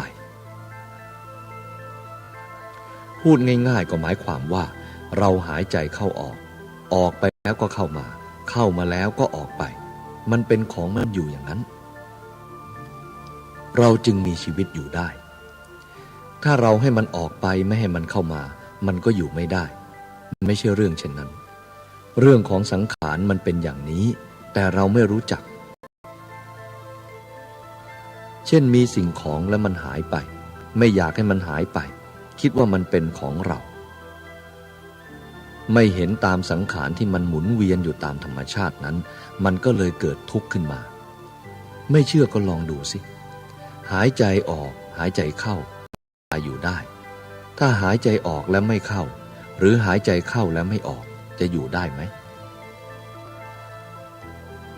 สังขารมันเปลี่ยนแปลงตามธรรมชาติของมันอยู่อย่างนั้นเราเห็นว่ามันเป็นอยู่อย่างนั้นเห็นตามธรรมะเห็นเรื่องอนิจจังความเปลี่ยนแปลงเราอยู่ด้วยอนิจจังอยู่ด้วยความเปลี่ยนแปลงอย่างนี้รู้ว่ามันเป็นอย่างนั้นแล้วก็ปล่อยเรียกว่าการปฏิบัติธรรมให้มีปัญญารู้ตามสังขารอย่างนั้นทุกข์ก็ไม่เกิดถ้าคิดเช่นนั้นมันก็ขัดกับความรู้สึกของเราขัดต่อความรู้สึกก็ขัดต่อธรรมะความเป็นจริงของมันเท่านั้นยกตัวอย่างเช่นเราป่วยเข้าโรงพยาบาลคิดในใจไม่อยากตายอยากหายเท่านั้นคิดอย่างนั้นไม่ถูกเป็นทุกข์ต้องคิดว่าหายก็หายตายก็ตายเพราะเราแต่งไม่ได้นี่เป็นสังขารคิดอย่างนี้ถูกตายก็สบายหายก็สบายต้องได้อย่างหนึ่งจนได้เราคิดว่าจะต้องหายจะต้องไม่ตายอย่างนี้มันเรื่องของจิตของเราไม่รู้จักสังขารฉะนั้นเราก็ต้องคิดให้มันถูกว่าหายก็เอาไม่หายก็เอาตายก็เอาเป็นก็เอาถูกทั้งสองทางสบายไม่ตกใจไม่ร้องไห้ไม่โศกเศร้าเพราะมันเป็นอย่างนั้นจริงๆอย่างนั้นพระพุทธเจ้าท่านจึงมองเห็นชัดธรรมะของท่านยังใหม่เอี่ยมอยู่เสมอไม่ล้าสมัยไม่เปลี่ยนแปลงที่ไหนทุกวันนี้ยังมีความจริงอยู่ยังไม่เสื่อมยังเป็นอยู่อย่างนั้นไม่ไปที่ไหนถ้าใครจะรับพิจารณาอย่างนั้นจะได้เกิดความสงบความสบายท่านให้อุบายว่าอันนี้ไม่ใช่ตัวเราอันนี้ไม่ใช่ของเราแต่เราฟังไม่ได้ไม่อยากฟังเพราะเราเข้าใจว่านี่เป็นตัวเราเป็นของเรานี่แหละเป็นเหตุให้ทุกข์เกิดตรงนี้ให้เราเข้าใจอย่างนี้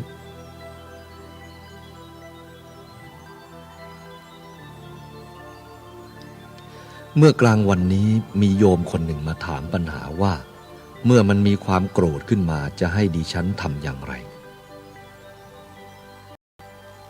อาตมาบอกว่าเมื่อมันโกรธขึ้นให้เอานาฬิกามาหมุนตั้งไว้บอกนั่นได้2 ชั่วโมงให้โกรธมันหายนะลองดูถ้ามันเป็นเราบอกได้2 ชั่วโมงก็หายโกรธแต่อันนี้ไม่ใช่เรา2 ชั่วโมงมันก็ยังไม่หายบางที1 ชั่วโมงมันก็หายแล้วจะไม่เอาโกรธมาเป็นเรามันก็ทุกข์สินี่ถ้าเป็นตัวเรามันต้องได้ตามปรารถนาอย่างนั้นถ้าไม่ได้ตามปรารถนาก็เป็นเรื่องโกหกเราอย่าไปเชื่อมันเลยมันจะดีใจก็อย่าไปเชื่อมันจะเสียใจก็อย่าไปเชื่อมันจะรักอย่าไปเชื่อมันเกลียดก็อย่าไปเชื่อมันเรื่องโกหกทั้งนั้นให้คำตอบเขาอย่างนี้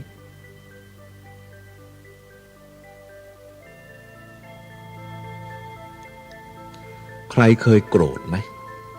เมื่อโกรธขึ้นมามันเป็นสุขหรือทุกข์ไหมถ้ ถ้าเป็นทุกข์ทำไมไม่ทิ้งมัน เอาไว้ทำไมนี่จะเข้าใจว่าเรารู้อย่างไรเล่าจะเข้าใจว่าเราฉลาดอย่างไรเล่าตั้งแต่เราเกิดมาเนี่ยมันโกรธเรากี่หนมาแล้วบางวันมันทำให้ครอบครัวเราทะเลาะกันก็ได้ร้องไห้ทั้งคืนก็ได้ขนาดนั้นก็ยังเกิดความโกรธอีกยังเก็บมันเอาไว้ในใจอีกทุกข์อีกอยู่ตลอดเวลาตลอดถึงบัดนี้ตั้งแต่นี้ต่อไปถ้าโยมทุกคนไม่เห็นทุกข์มันก็จะทุกข์เรื่อยไปถ้าเห็นทุกข์วันนี้เอามันทิ้งเสียเอามันทิ้งถ้าไม่ทิ้งมันจะทำให้เราทุกข์จนตลอดวันตายไม่หยุดวัฏฏะสงสารก็ต้องเป็นอย่างนี้ถ้าเรารู้จักทุกข์อย่างนี้ก็แก้ปัญหาได้เท่านั้นฉะนั้นพระพุทธเจ้าท่านว่าไม่มีอุบายอะไรที่จะดีไปกว่านี้อุบายที่จะไม่มีทุกข์ก็เห็นว่าอันนี้ไม่ใช่ตัวอันนี้ไม่ใช่ของตัวเท่านี้อันนี้เลิศแล้วอันนี้ประเสริฐแล้วแต่เราไม่ค่อยได้รับฟังเมื่อทุกทีก็ร้องไห้ทุกทียังไม่จำอีกนี่ทำไมจึงเป็นอย่างนั้นทำไมไม่ดูนานๆท่านอาจารย์สอนให้ดูให้ภาวนาพุทโธให้เห็นชัด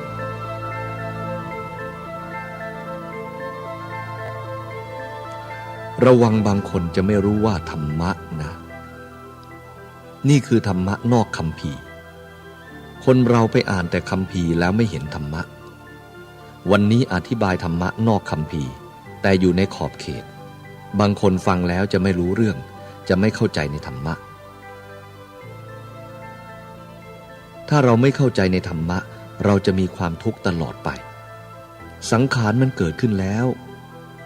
ก็ดับไปเป็นธรรมดาเรื่องธรรมดาอย่างนี้ยกตัวอย่างให้ฟังอีกสักเรื่องหนึ่ง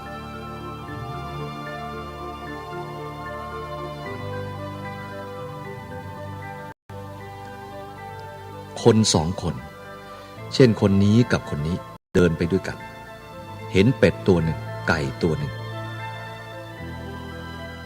คนหนึ่งว่าแหมไก่ทำไมไม่เหมือนเป็ดเป็ดทำไมไม่เหมือนไก่คิดอยากให้ไก่เป็นเป็ดคิดอยากให้เป็ดเป็นไก่มันก็เป็นไปไม่ได้เมื่อมันเป็นไปไม่ได้โยมก็คิดว่าแหมอัศจรรย์เหลือเกินทำไมไก่ไม่เป็นเป็ดอยากให้เป็ดเป็นไก่อยู่ตลอดเวลาในชั่วชีวิตหนึ่งมันก็ต้องไม่เป็นให้เพราะเป็ดก็เป็นเป็ดไก่ก็เป็นไก่ถ้าคนนี้อย่างนี้ไม่หยุดก็ต้องทุกข์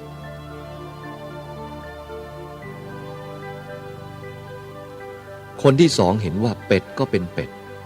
ไก่ก็เป็นไก่นั่นแหละแล้วก็เดินผ่านไปปัญหาไม่มี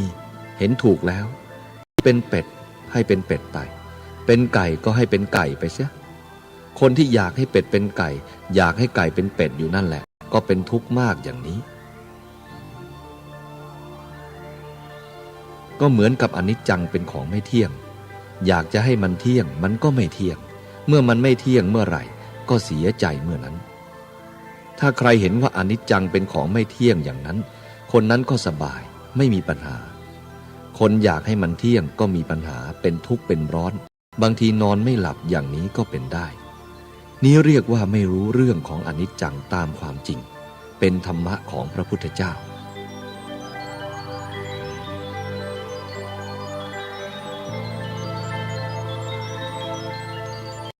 เมื่ออยากรู้ธรรมะจะไปดูที่ไหนได้ดูอยู่ที่กายของเรานี่แหละดูอยู่ที่ใจของเรานี่แหละไปดูในตู้ไม่พบไม่เห็นจะรู้ธรรมะอย่างแท้จริงต้องดูในกายของเรานี่เรียกว่ารูปธรรมรู้เข้าไปอีกชนิดหนึ่งไม่มีรูปมีปรากฏอยู่คือนามธรรมมีสองอย่างเท่านั้น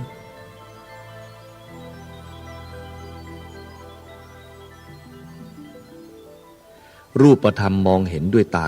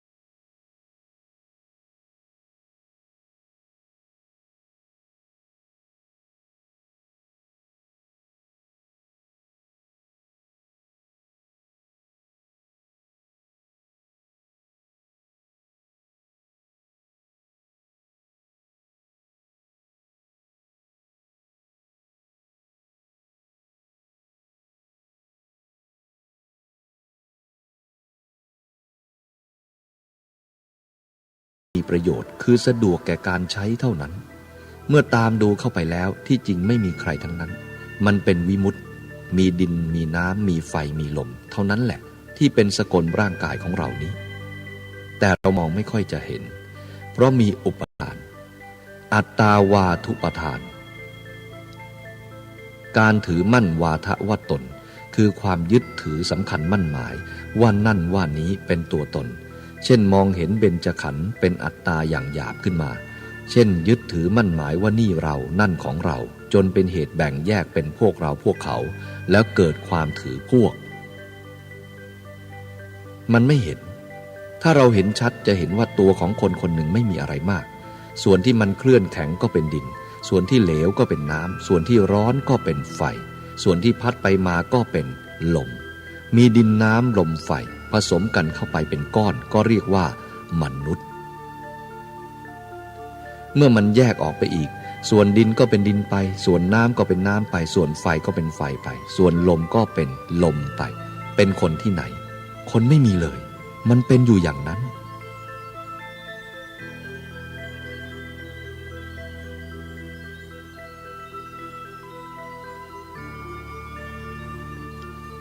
พระพุทธเจ้าจึงสอนว่าไม่มีอะไรยิ่งไปกว่าการที่เราเข้าใจว่าอันนี้ไม่ใช่ตัวเรา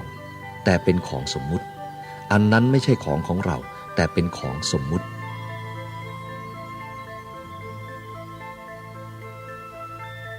ถ้าเราเข้าใจสิ่งทั้งหลายแจ่มแจ้งเป็นธรรมะแล้วก็จะสบายใจเรารู้ในปัจจุบันอย่างนี้ว่ามันไม่เที่ยงอันนี้ก็ไม่ใช่เราอันนั้นก็ไม่ใช่ของเราให้เห็นอยู่อย่างนี้ถ้าอันนี้วิบัติเมื่อไรก็สบายใจเหมือนกันถ้าอันนั้นจะวิบัติไปแยกกันไปเมื่อไรใจก็สบายเพราะไม่มีของใครเป็นแต่ดินน้ำลมไฟเท่านั้น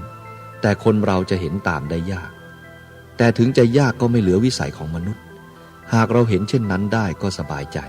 ใจจะไม่ค่อยโกรธไม่มีโลภไม่มีโกรธไม่มีหลงจะมีธรรมะอยู่เสมอไม่ต้องอิจฉาพยาบาทกันเพราะต่างก็เป็นดินเป็นน้ำเป็นไฟเป็นลมเหมือนกันไม่มีอะไรมากไปกว่านั้น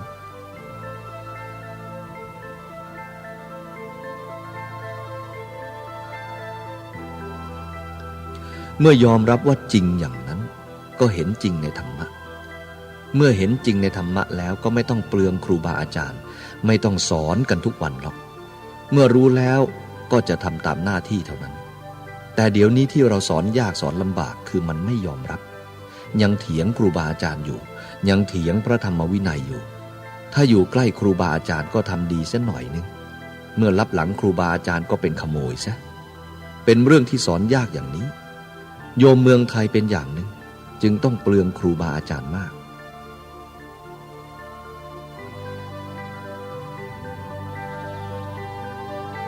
ระวังนะระวังไม่ดีไม่เห็นธรรมะนะต้องระวังให้ดีต้องนำไปพิจารณาให้เกิดปัญญาดอกไม้นี่สวยไหมดูสิเห็นสิ่งที่ไม่สวยในนี้หรือเปล่าเห็นสิ่งที่ไม่สวยในสิ่งที่สวยหรือเปล่ามันจะสวยไปกี่วันต่อไปมันจะเป็นอย่างไรทำไมมันเปลี่ยนแปลงไปอย่างนั้นอีก 3-4 วันก็ให้เอาไปทิ้งใช่ไหมเพราะหมดความสวยมันไม่สวยซะแล้วนี่คือคนติดความสวยติดความดีถ้ามีความดีก็ดีดีพระพุทธองค์ของเราท่านตรัสว่าสวยก็พึงว่าสวยเฉยๆอย่าไปติดมันถ้ามีความดีใจก็อย่าเพิ่งไปเชื่อมันเลยที่ว่าดีนี้ก็ไม่แน่สักอย่างหนึ่งไม่มีอะไรจะแน่นอนในโลกนี้นี่คือความจริงของที่ไม่จริงคือสวยไม่จริงมันจริงแต่ว่ามันจะเปลี่ยนแปลงของมันอยู่อย่างนั้นตลอดเวลาถ้าเราเห็นว่ามันสวยๆอย่างนี้เมื่อหมดความสวยไปใจเราก็ไม่สวยถ้ามันหมดความดีแล้วใจเราก็ไม่ดีด้วยเราเอาใจไปฝากกับวัตถุต่างๆอย่างนี้หากว่ามันเสียหายไปเราก็ทุกข์เพราะเราไปยึดมั่นถือมั่นว่าอันนี้เป็นของเรา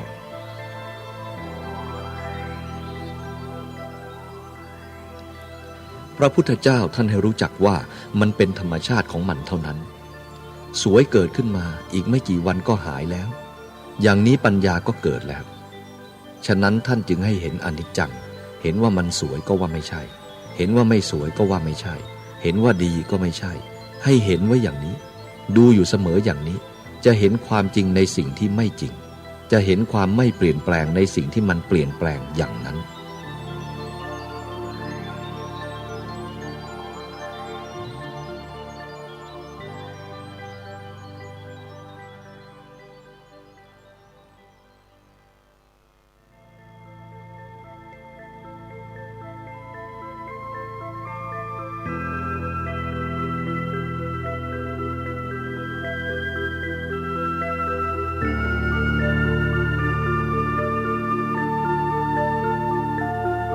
วันนี้อธิบายให้รู้จักทุกข์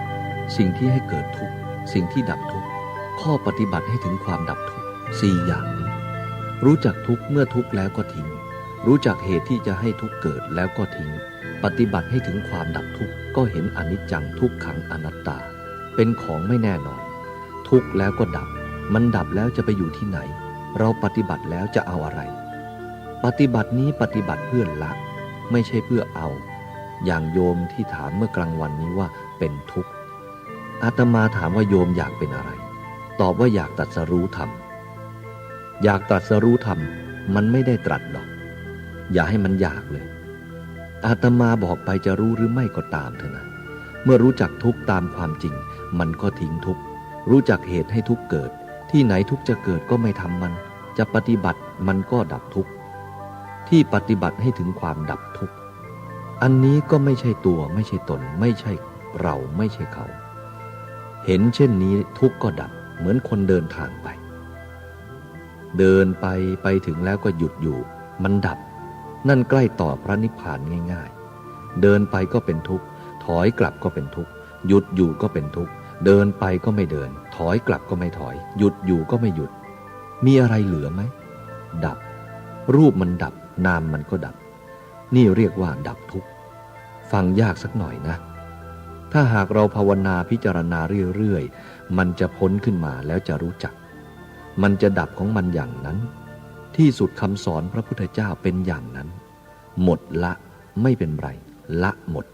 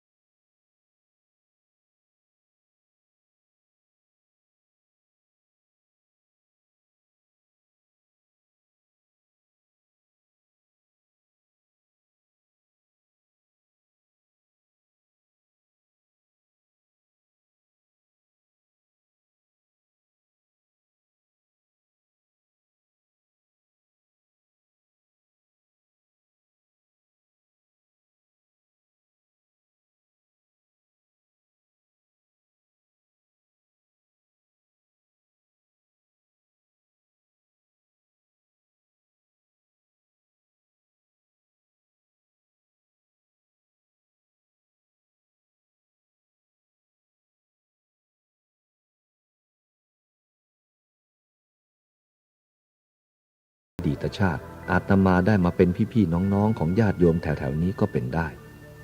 ถ้าพูดถึงเหตุมันเป็นอย่างนั้นคนอื่นไม่ได้มาแต่อาตมาได้มาทำไมหรือว่าจะมาสร้างเหตุเดี๋ยวนี้ก็ได้จึงฝากทำไว้ให้ญาติพี่น้องทั้งหลายคนแก่ก็เป็นพ่อเป็นแม่คนมีอายุเสมอๆกันก็เป็นเพื่อนคนอายุน้อยๆก็เป็นลูกหลานทุกๆคนขอฝากความอาลัยไว้ณที่นี้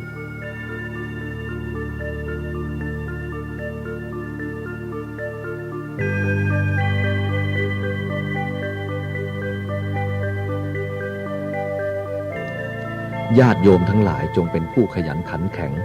มันในข้อประพฤติปฏิบัติไม่มีอะไรแล้วยิ่งกว่าธรรมะธรรมะนี้เป็นเครื่องที่ค้ำจุนโลกเหลือเกินทุกวันนี้เราจะไม่สบายกระสับกระส่ายก็เพราะไม่มีธรรมะถ้าเรามีธรรมะก็จะสบายอาตมาก็ดีใจที่ได้ช่วยท่านอาจารย์และช่วยญาติโยมด้วยจึงขอฝากความอาลัยไว้บางทีพรุ่งนี้คงได้จากไปที่ไหนก็ยังไม่ทราบอย่างนี้เป็นเรื่องธรรมดามาแล้วก็ต้องไปแล้วก็ต้องมามันเป็นเรื่องอย่างนี้ไม่ควรดีใจและไม่ควรเสียใจสุขแล้วทุกข์ทุกข์แล้วก็สุขได้แล้วก็เสียไปแล้วก็ได้มาเป็นเรื่องธรรมดาญาติโยมจงเข้าอยู่ในธรรมะจะไม่มีความเดือดร้อนทุกๆคนที่สุดนี้ขอให้ญาติโยมทั้งหลายเป็นคนดีมีโชคอย่างใหญ่หลวงคือโชคดีที่ได้รู้จักธรรมะนั่นแหละเป็นโชคดีที่สุดแล้ว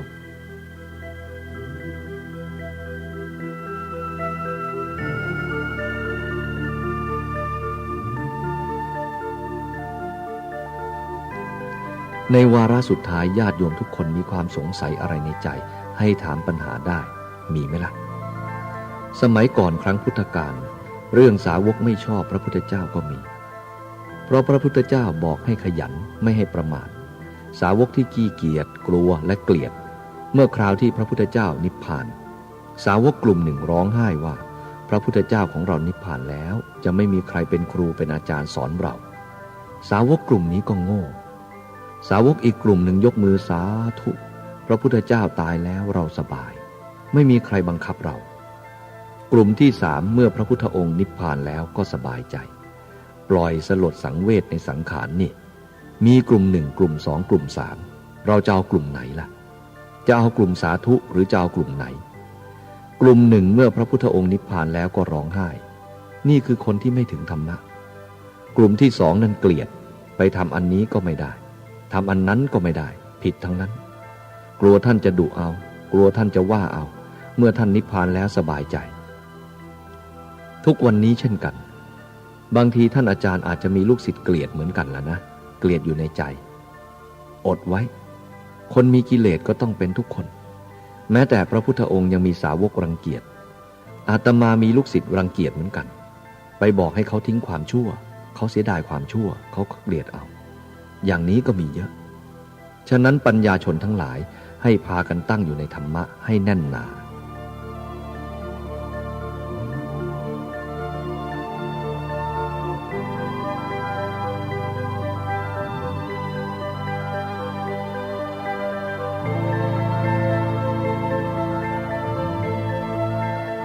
เอาล่ะวันนี้อยากจะถามถึงการปฏิบัติของญาติโยมเราทั้งหลายว่าที่ได้ทำมานี้แน่ใจแล้วหรือยังแน่ใจในการทำกรรมฐานของตนแล้วหรือยังที่ถามอย่างนี้เพราะว่าอาจารย์ที่สอนกรรมฐานทุกวันนี้มีมากมีทั้งพระสงฆ์ทั้งฆราวาสจึงกลัวว่าญาติโยมจะลังเลสงสัยการกระทำนี้จึงได้ถามอย่างนั้นถ้าเราเข้าใจให้ถูกต้องชัดเจนเราก็จะสามารถทำจิตของเราให้สงบได้มั่นคงได้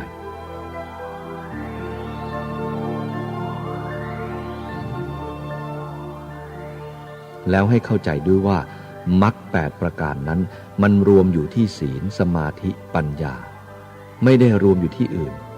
เมื่อเรารวมเข้ามาแล้วมันมีศีลมีสมาธิมีปัญญาเช่นเราทำอยู่ปัจจุบันนี้ก็คือเราทำมรรคให้เกิดขึ้นมานั่นเองไม่ใช่อื่นไกลวิธีการนั่งท่านให้นั่งหลับตาไม่ให้มองเห็นสิ่งต่างๆก็เพราะว่าท่านจะให้ดูจิตของเราเมื่อหากว่าเราหลับตาเข้าไปแล้วมันจะกลับเข้ามาข้างใน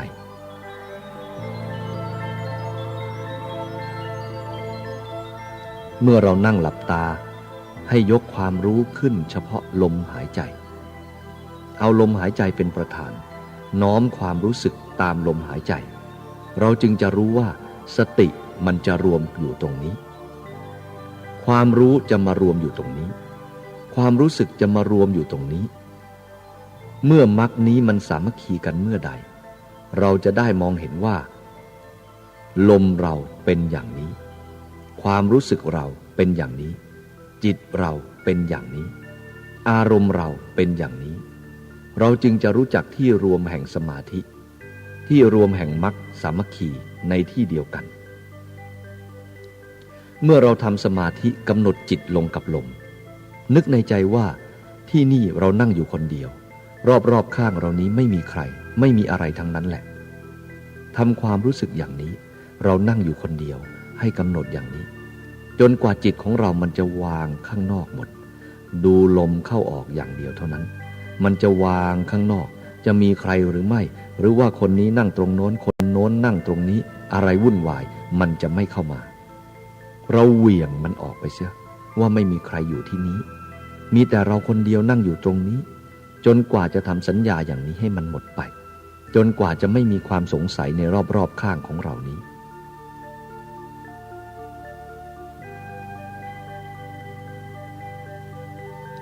เราก็กำหนดลมหายใจเข้าออกอย่างเดียวเราปล่อยลมให้เป็นธรรมชาติอย่าไปบังคับลมให้มันยาวอย่าไปบังคับลมให้มันสั้นอย่าไปบังคับลมให้มันแรงอย่าไปบังคับลมให้มันอ่อนปล่อยสภาพให้มันพอดีแล้วนั่งดูลมหายใจเข้าออก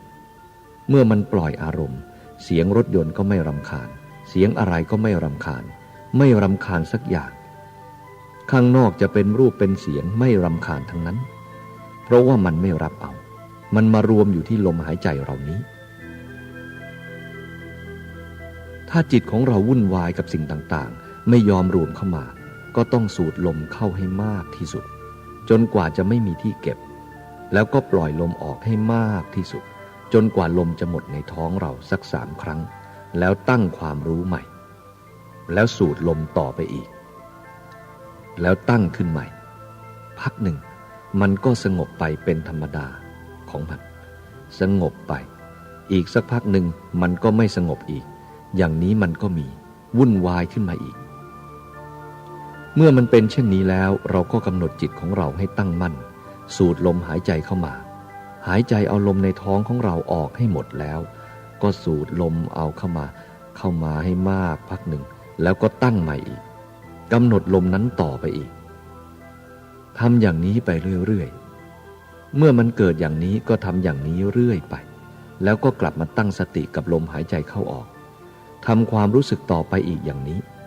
ในเมื่อเป็นเช่นนี้หลายครั้งได้ความชำนาญมันจะวางข้างนอกมันก็จะไม่มีอะไรอารมณ์ข้างนอกก็ส่งเข้ามาไม่ถึง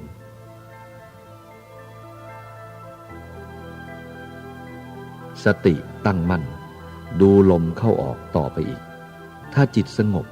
ลมนี้มันจะน้อยเข้าทุกทีมันจะน้อยเข้าไปอารมณ์มันจะละเอียดร่างกายของเราก็จะเบาขึ้น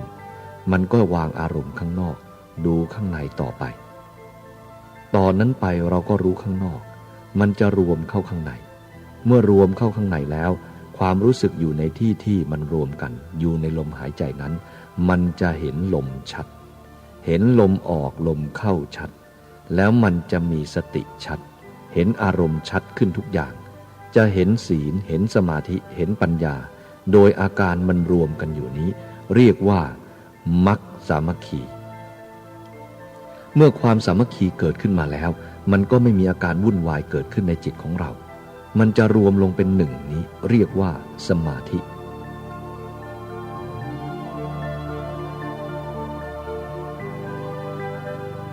นานไปสูดลมหายใจเข้าไปอีกจนกว่าลมจะละเอียดเข้าไปอีกแล้วความรู้สึกนั้นมันจะหมดไปจากลมหายใจก็ได้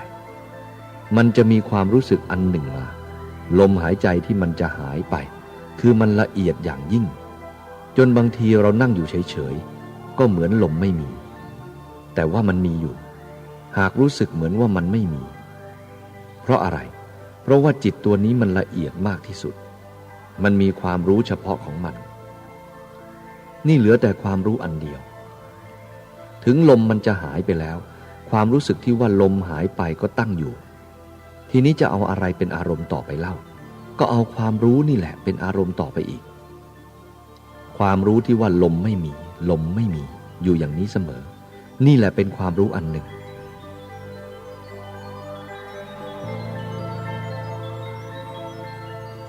ในจุดนี้บางคนชอบจะมีความสงสัยขึ้นมาก็ได้สิ่งที่เราคาดไม่ถึงมันจะเกิดขึ้นมาได้ตรงนี้แต่บางคนก็มีบางคนก็ไม่มีจงตั้งใจให้ดีตั้งสติให้มากบางคนเห็นว่าลมหายใจไม่มีแล้วก็ตกใจเพราะธรรมดาลมมันมีอยู่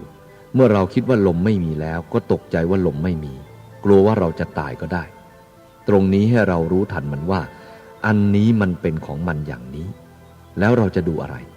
ก็ดูลมไม่มีต่อไปเป็นความรู้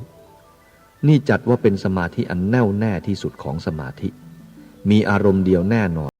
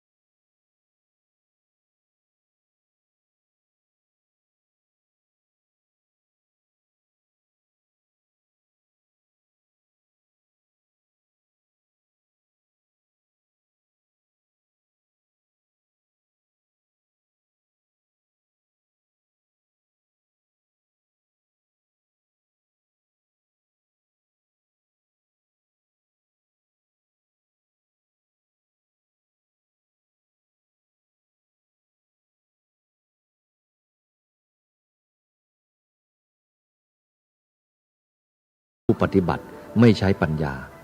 และก็ย่อมให้คุณแก่ผู้ปฏิบัติได้มากถ้าผู้ปฏิบัติเป็นผู้มีปัญญาสมาธิก็จะส่งจิตไปสู่วิปัสสนา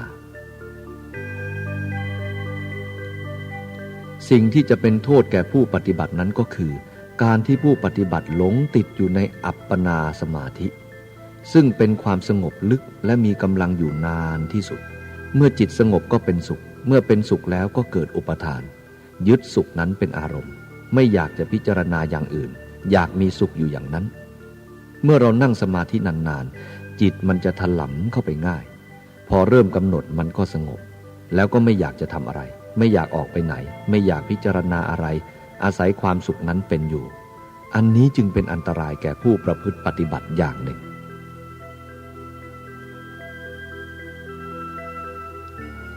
จิตต้องอาศัยอุปจารสมาธิ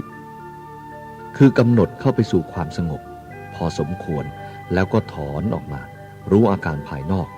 ดูอาการภายนอกให้เกิดปัญญาอันนี้ดูยากสักหน่อยหนึ่งเพราะมันคล้ายๆจะเป็นสังขารความปรุงแต่ง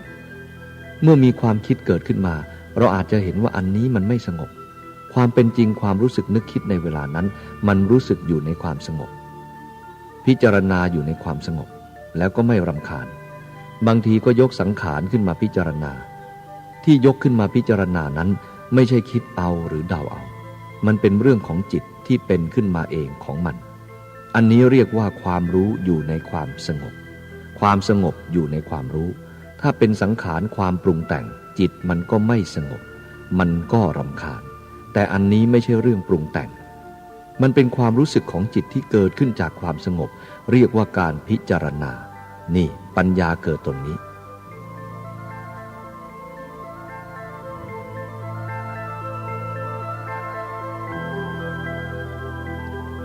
สมาธิทั้งหลายเหล่านี้แบ่งเป็นมิจฉาสมาธิอย่างหนึ่งคือเป็นสมาธิในทางที่ผิดเป็นสัมมาสมาธิอย่างหนึ่งคือสมาธิในทางที่ถูกต้องนี่ก็ให้สังเกตให้ดีมิจฉาสมาธิคือความที่จิตเข้าสู่สมาธิเงียบหมดไม่รู้อะไรเลยปราศจากความรู้นั่งอยู่2 ชั่วโมงก็ได้กระทั่งวันหนึ่งก็ได้แต่จิตไม่รู้ว่ามันไปถึงไหนมันเป็นอย่างไรไม่รู้เรื่องนี่สมาธิอันนี้เป็นมิจฉาสมาธิมันก็เหมือนมีดที่รับให้คมดีแล้วแต่เก็บไว้เฉยๆไม่เอาไปใช้มันก็ไม่เกิดประโยชน์อะไรอย่างนั้นความสงบอันนั้นเป็นความสงบที่หลงคือว่าไม่ค่อยรู้เนื้อรู้ตัวเห็นว่าถึงที่สุดแล้วก็ไม่ค้นคว้าอะไรอีกต่อไปจึงเป็นอันตรายเป็นข้าศึกในขั้นนั้นอันนี้เป็นอันตรายห้ามปัญญาไม่ให้เกิดปัญญาเกิดไม่ได้เพราะขาดความรู้สึกรับผิดชอบ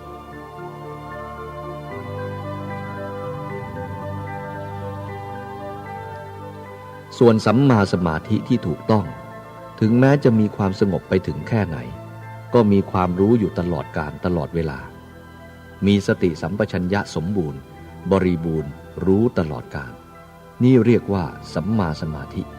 เป็นสมาธิที่ไม่ให้หลงไปในทางอื่นได้นี่ก็ให้นักปฏิบัติเข้าใจไว้ให้ดีจะทิ้งความรู้นั้นไม่ได้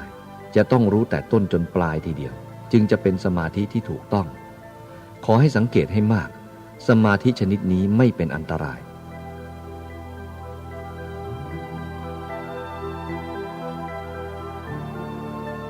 เมื่อเราเจริญสมาธิที่ถูกต้องแล้ว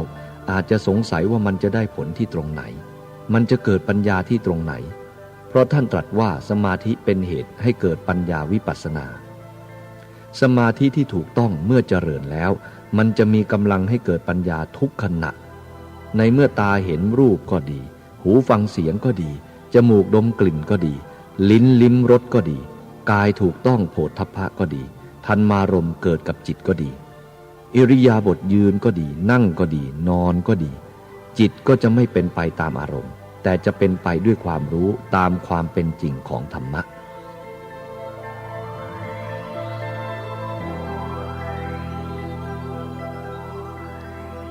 ฉะนั้นการปฏิบัตินี้เมื่อมีปัญญาเกิดขึ้นมาแล้วก็ไม่เลือกสถานที่จะยืนจะเดินจะนั่งจะนอนก็ตามจิตมันเกิดปัญญาแล้วเมื่อมีสุขเกิดขึ้นมาก็รู้เท่าเมื่อมีทุกข์เกิดขึ้นมาก็รู้เท่าสุขก็สักว่าสุขทุกข์ก็สักว่าทุกข์เท่านั้นแล้วก็ปล่อยทั้งสุขและทุกข์ไม่ยึดมั่นถือมั่นเมื่อสมาธิถูกต้องแล้วมันทำจิตให้เกิดปัญญาอย่างนี้เรียกว่าวิปัสสนามันก็เกิดความรู้เห็นตามเป็นจริงนี่เรียกว่าสัมมาปฏิบัติเป็นการปฏิบัติที่ถูกต้องมีอิริยาบถสม่ำเสมอกันคำว่าอิริยาบถสม่ำเสมอกันนี้ท่านไม่หมายเอาอิริยาบถภายนอกที่ว่ายืนเดินนั่งนอนแต่ท่านหมายเอาทางจิตที่มีสติสัมปชัญญะอยู่นั่นเองแล้วก็รู้เห็นตามเป็นจริงทุกขณะ คือมันไม่หลงความสงบนี้มีสองประการคือความสงบอย่างหยาบอย่างหนึ่งและความสงบอย่างละเอียดอีกอย่างหนึ่งอย่างหยาบนั่นคือเกิดจากสมาธิที่เมื่อสงบแล้วก็มีความสุขแล้วถือเอาความสุขเป็นความสงบอีกอย่างหนึ่งคือความสงบที่เกิดจากปัญญานี่ไม่ได้ถือเอาความสุขเป็นความสงบแต่ถือเอาจิตที่รู้จักพิจารณาสุขทุกข์เป็นความสงบเพราะว่าความสุขความทุกข์นี้เป็นภพเป็นชาติเป็นอุปทานจะไม่พ้นจากวัฏฏะสงสารเพราะติดสุขติดทุกข์ความสุขจึงไม่ใช่ความสงบความสงบจึงไม่ใช่ความสุขฉะนั้นความสงบที่เกิดจากปัญญานั้นจึงไม่ใช่ความสุขแต่เป็นความรู้ความเห็นตามความเป็นจริงของความสุขความทุกข์แล้วไม่มีอุปทานมั่นหมายในสุขทุกข์ที่มันเกิดขึ้นมาทำจิตให้เหนือสุขเหนือทุกข์นั้นท่านจึงเรียกว่าเป็นเป้าหมายของพุทธศาสนาอย่างแท้จริง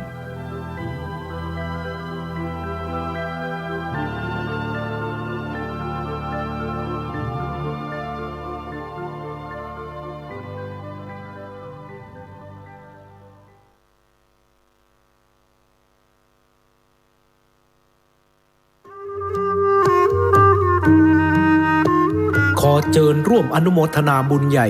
กับก้าวสำคัญของการเผยแพร่ธรรมะสู่ชุมชนสถานีวิทยุเครือข่ายคลื่นสีขาวเพื่อชาวประชาวัดบรรพตสถิตจังหวัดลำปางได้จะตั้งสถานีวิทยุคลื่น FM 106.50 เมกะเฮิรตซ์ณวัดบรรพตสถิตตำบลพระบาทอำเภอเมืองจังหวัดลำปางเพื่อเป็นกระบอกเสียงแห่งธรรมข่าวสารงานบุญและสนับสนุนกิจการคณะสงฆ์มาตั้งแต่วันที่ 1 มีนาคม 2569 บัดนี้ถึงเวลาอันเป็นมงคลขอเชิญร่วมงานทำบุญเปิดสถานีวิทยุวัดบรรพตสถิตและพิธีสามีจิกรรมสุมาคารวะสะเกล้าดำหัวครูบาอาจารย์พระนักเผยแผ่เครือข่ายคลื่นสีขาวประจำปี 2569 พบกันในวันเสาร์ที่ 25 เมษายน 2569 นี้เวลา 8 นาฬิกาประกอบพิธีสวดถอนตามโบราณประเพณี 9 นาฬิกา 30 นาทีร่วมฟังเวทีเสวนาธรรมพระสงฆ์กับการสื่อสารเล่าขานวิทยุท้องถิ่น 10 นาฬิกา 30 นาทีพิธีเจริญพระพุทธมนต์สืบชะตาเพื่อความเป็นสิริมงคล 11 นาฬิกา 29 นาทีพิธีเปิดป้ายสถานีวัดบรรพตสถิตอย่างเป็นทางการ 12 นาฬิกาอิ่มบุญอิ่มต้องกับโรงทานอาหารเลิศรสจากญาติธรรม 13 นาฬิการ่วมพิธีสามีจิกรรมสะเกล้าดำหัวพระสงฆ์ครูบาอาจารย์พระนักเผยแผ่จำนวน 50 รูป 14 นาฬิกาพิเศษกิจกรรมจับสลากมอบของขวัญรางวัลแทนใจให้แก่ญาติโยมขอเชิญคณะศรัทธาท่านผู้ฟังร่วมเป็นเจ้าภาพปัจจัยถวายพระสงฆ์50 รูปละ 1,500 บาทหรือตามเจตนาศรัทธาบริจาคได้ที่ธนาคารกรุงไทยสาขาลำปางชื่อบัญชีกองทุนสนับสนุนการเผยแผ่พระพุทธศาสนาวัดบรรพตสถิตเลขที่บัญชี 503-3-15564-4 สอบถามรายละเอียดเพิ่มเติมโทร 086-586-7540 หรือ 098-005-2515 เมษายนนี้เฮามาห่วมสะเกล้าดำหัวร่วมสืบสารประเวณีปีใหม่เมืองณวัดบรรพตสถิตลำปางคลื่น 106.50 เมกะเฮิรตซ์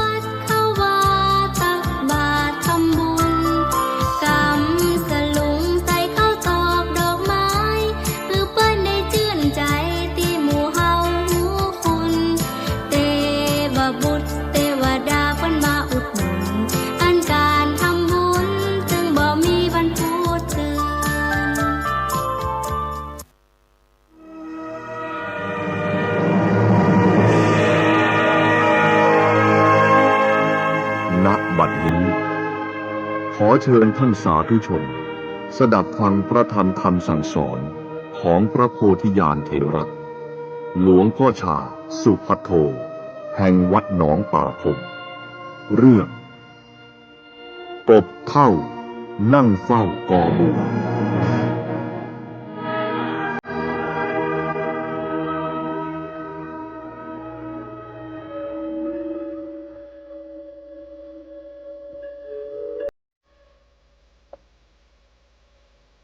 พวกเราเป็นผู้มีบุญวาสนามากเพราะพระพุทธเจ้าตรัสว่าการที่พระพุทธเจ้าจะมาตรัสรู้ในโลกนี้เป็นสิ่งที่เกิดขึ้นได้ยากเราจะได้พบท่านก็ยากเมื่อพบท่านแล้วจะได้ฟังธรรมท่านก็ยากได้ฟังธรรมแล้วจะได้บวชปฏิบัติอยู่ใกล้ท่านก็ยากหรือแม้แต่บวชแล้วจะมีศรัทธาก็ยากก็ลำบากท่านว่าอย่างนั้นผู้บวชแล้วเข้าไม่ถึงพระพุทธเจ้าก็มีนะอย่านึกว่าถ้าบวชแล้วจะได้เข้าใกล้พระพุทธเจ้าถ้าไม่ได้ปฏิบัติตามพระธรรมวินัยของท่านก็ไม่ได้ชื่อว่าเข้าใกล้พระพุทธเจ้าให้พากันเข้าใจดังนั้นผู้รู้จะเกิดขึ้นภายในจิตใจของมนุษย์ให้รู้แจ้งแทงตลอดนี้จึงหาได้ยากบุคคลที่มีเจตนามีศรัทธามาสอนพวกเราให้เกิดความรู้ความเห็นในความดีความชั่วในบุญในบาปนี้ก็ยากและจะได้ฟังธรรมของท่านนั้นก็ยากอย่างเราฟังธรรมกันโดยทั่วไปทุกวันนี้ก็ฟังแต่นิทานพื้นบ้านเรื่องกาลเกตบ้างสินชัยบ้างแตงอ่อนแตงแก่บ้างฟังกันเล่นๆอันนั้นไม่ใช่ธรรมะของพระพุทธเจ้าเป็นนิยายฟังกันสนุกเฉยๆถ้าฟังธรรมของพระพุทธเจ้ามันได้บุญนะได้ในปัจจุบันนี้นี่แหละธรรมที่จะสอนสัตว์ทั้งหลายนั้นไม่ใช่ง่ายถ้าคำสอนใดไม่เป็นไปเพื่อหายพยศลดมานะละความชั่วแล้วก็ไม่ใช่ธรรมของพระพุทธเจ้าเป็นธรรมของพวกเดียรถีของพวกชาวนิครนมันไม่ได้เห็นความจริงไม่ได้ระบายความทุกข์ออกจากใจไม่หายสงสัยยังไม่ถูกธรรมะผู้ไม่ได้ปฏิบัติธรรมะฟังธรรมะแล้วจะปฏิบัติธรรมนั้นยากมันยากจะได้เห็นยากจะได้ฟังธรรมะของพระพุทธเจ้านั้นควรรู้ได้ไตร่ตรองและเห็นตามความเป็นจริงได้ท่านไม่ได้สอนต่ำสอนสูงอะไรท่านสอนพอดีสอนทันตามบุคคลเหมือนอย่างเด็กตัวเล็กๆมีกำลังน้อยท่านก็ไม่ให้แบกหนักให้แบกพอดีมันก็แบกไปได้ผู้ใหญ่มีกำลังมากท่านก็ให้แบกสมกับกำลังของผู้ใหญ่นี้ก็ได้ประโยชน์เรื่องมันเป็นอย่างนี้อันนี้ฉันใดพวกเราจะมีวัดวาอารามปฏิบัติอย่างนี้ก็หายากไม่มีทุกการนะโยมมีเป็นบางครั้งบางคราวนานๆเราจึงจะได้พบครั้งหนึ่งบางคนบุญไม่มีวาสนาไม่ถึงก็ไม่เห็นอย่างนี้ก็มีอาตมาเห็นโยมคนหนึ่งอยู่บ้านอาตมาที่บ้านกอกบ้านอยู่ริมวัดแกไปไหนมาไหนก็เดินผ่านวัดทุกวันแต่ไม่รู้จักอะไรแกเคยฟังเทศน์ก็ฟังแต่แลมัสสีแลใส่หูจนหูจะหนวกก็ไม่รู้จักธรรมะต่อมาย้ายบ้านไปอยู่อำเภอวานอนนิวาสโชคดีที่ได้ไปฟังธรรมเห็นบุญเห็นบาปเห็นอนิจจังทุกขังอนัตตากลับมาคราวนี้เลยบวชเป็นพระแกบอกว่ามันชั่วจริงๆครับอาจารย์นี่แหละอยู่ใกล้วัดน่าจะได้บุญได้กุศลแต่ไม่รู้เรื่องสมกับที่ท่านว่ากบเท่านั่งเฝ้ากอบัวอยู่บนหัวกลิ่นบัวบ่ต้องแมงผู้ง่องบินผ่ายแอวมาเอาเกสาดอกบัวไปจ้อยกบอยู่กอบัวแต่ไม่รู้จักบัวดอกบัวจะบานจะตูมจะร่วงจะโรยก็ไม่รู้เรื่องวันดีคืนดีอาจโดนด้ามเสียมเขาหรอกนี้ฉันใดตาแก่คนนั้นก็เหมือนกันอาตมาเคยเทศให้ฟังว่ากบเท่านั่งเฝ้ากอบัวนี่บรรพบุรุษของเราท่านว่าไว้ถูก อยู่ใกล้วัดใกล้วาน่าจะรู้จักธรรมะแต่ไม่รู้เรื่องเลยหนีจากบ้านไปอยู่ที่อำเภอวานอนจึงได้ไปฟังเทศน์พระกรรมฐานที่โน่นนี่ท่านว่าธัมโมจัตุลโภโลเกการที่จะได้ฟังธรรมพระพุทธเจ้าเป็นการยากการทำบุญจะถูกบุญนี้ก็ยากนี้ก็ลำบากบุญกุศลจะเกิดขึ้นกับจิตใจก็ยากลำบากเพราะอะไรเพราะกระจกเรามันไม่สว่างยังไม่มีปัญญาพวกเราจงเข้าใจพระพุทธเจ้าของเราทรงเคยเป็นทุกสิ่งทุกอย่างตั้งแต่เป็นสัตว์สาวาสิ่งขนาดนกกระจาบจนโตถึงช้างหรือในระหว่างที่เป็นมนุษย์ท่านก็เป็นหมดทุกอย่างเป็นคนร่ำคนรวยเป็นคนยากคนจนท่านก็ผ่านมาได้เราก็เหมือนกันจะอยู่ป่าอยู่เขาไม่รู้จักศีลรู้จักธรรมก็ไม่ต้องน้อยอกน้อยใจเพราะบุญของเรามีอยู่เท่านั้นแต่เราสามารถทำดีได้ถ้าจะทำมือเราก็มีร่างกายเราก็มีตาหูเราก็มีได้เห็นได้ยินได้ฟังมีผู้แนะนำพร่ำสอนอยู่นี่เรียกว่าสะสมทุนของเราคือเราจะลงมือทำมาค้าขายวันไหนก็ได้เพราะสมบัติเรามีแล้วมีสมบัติแล้วมีเครื่องรับแล้วเมื่อได้ของไม่ดีเราทำให้มันดีได้มันผิดทำให้ถูกก็ได้มันแก้ได้พระพุทธเจ้าหรือสาวกทั้งหลายก็ดีท่านไม่ได้เป็นพระอรหันต์มาก่อนท่านเคยเป็นชาวไร่ชาวนาขี้เหล้าเมายาเป็นคนลักเล็กขโมยน้อยมาเหมือนกันคือยังไม่รู้จักบาปบุญคุณโทษ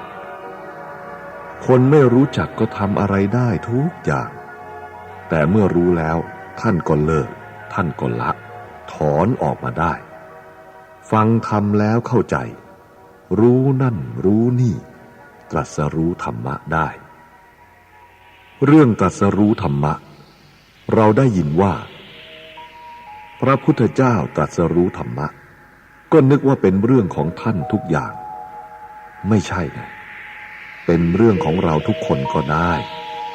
อันไหนรู้แล้วละนั่นแหละเป็นเครื่องหมายของเราเหมือนเราเคี้ยวกินอะไรบางอย่างรู้สึกคันรู้แล้วก็ขายทิ้งความรู้ชนิดนี้แหละปุถุชนเราควรรู้เหมือนหัวกลอยเมื่อรู้ว่ามันคันกินไม่ได้เรายังจะกินอยู่หรือก็มีแต่จะทิ้งเท่านั้นมันรู้อย่างนี้แหละทีนี้รู้ซึ้งเข้าไปกว่านั้นอีกรู้ว่าอันนี้ดีอันนี้ไม่ดีมันผิดไม่เป็นประโยชน์เดือดร้อนทั้งแก่ตนและผู้อื่นพิจารณาแล้วรู้ได้นี่เรียกว่าความรู้อันหนึ่งถ้ามันรู้ตามความเป็นจริงแล้วไม่มีอะไรสามารถคลี่คลายจิตใจของเราได้อย่างเราจะทำดีใครว่าไม่ดีอย่างไรเราก็ไม่ทิ้งเราทำถูกอยู่ใครว่าผิดเราก็ไม่ทิ้งเราไม่บ้าเขาว่าบ้าเราก็ไม่ทิ้งไปเป็นบ้าอย่างเขาว่าแต่คนเราชอบทิ้งเจ้าของเราไม่บ้าเขาว่าบ้าก็โกรธเลยเป็นบ้าอย่างเขาว่าเราทำดีเขาว่าไม่ดีไปโกรธเขาเลยไปเอาของไม่ดีกับเขามันทิ้งเจ้าของอย่างนี้แหละ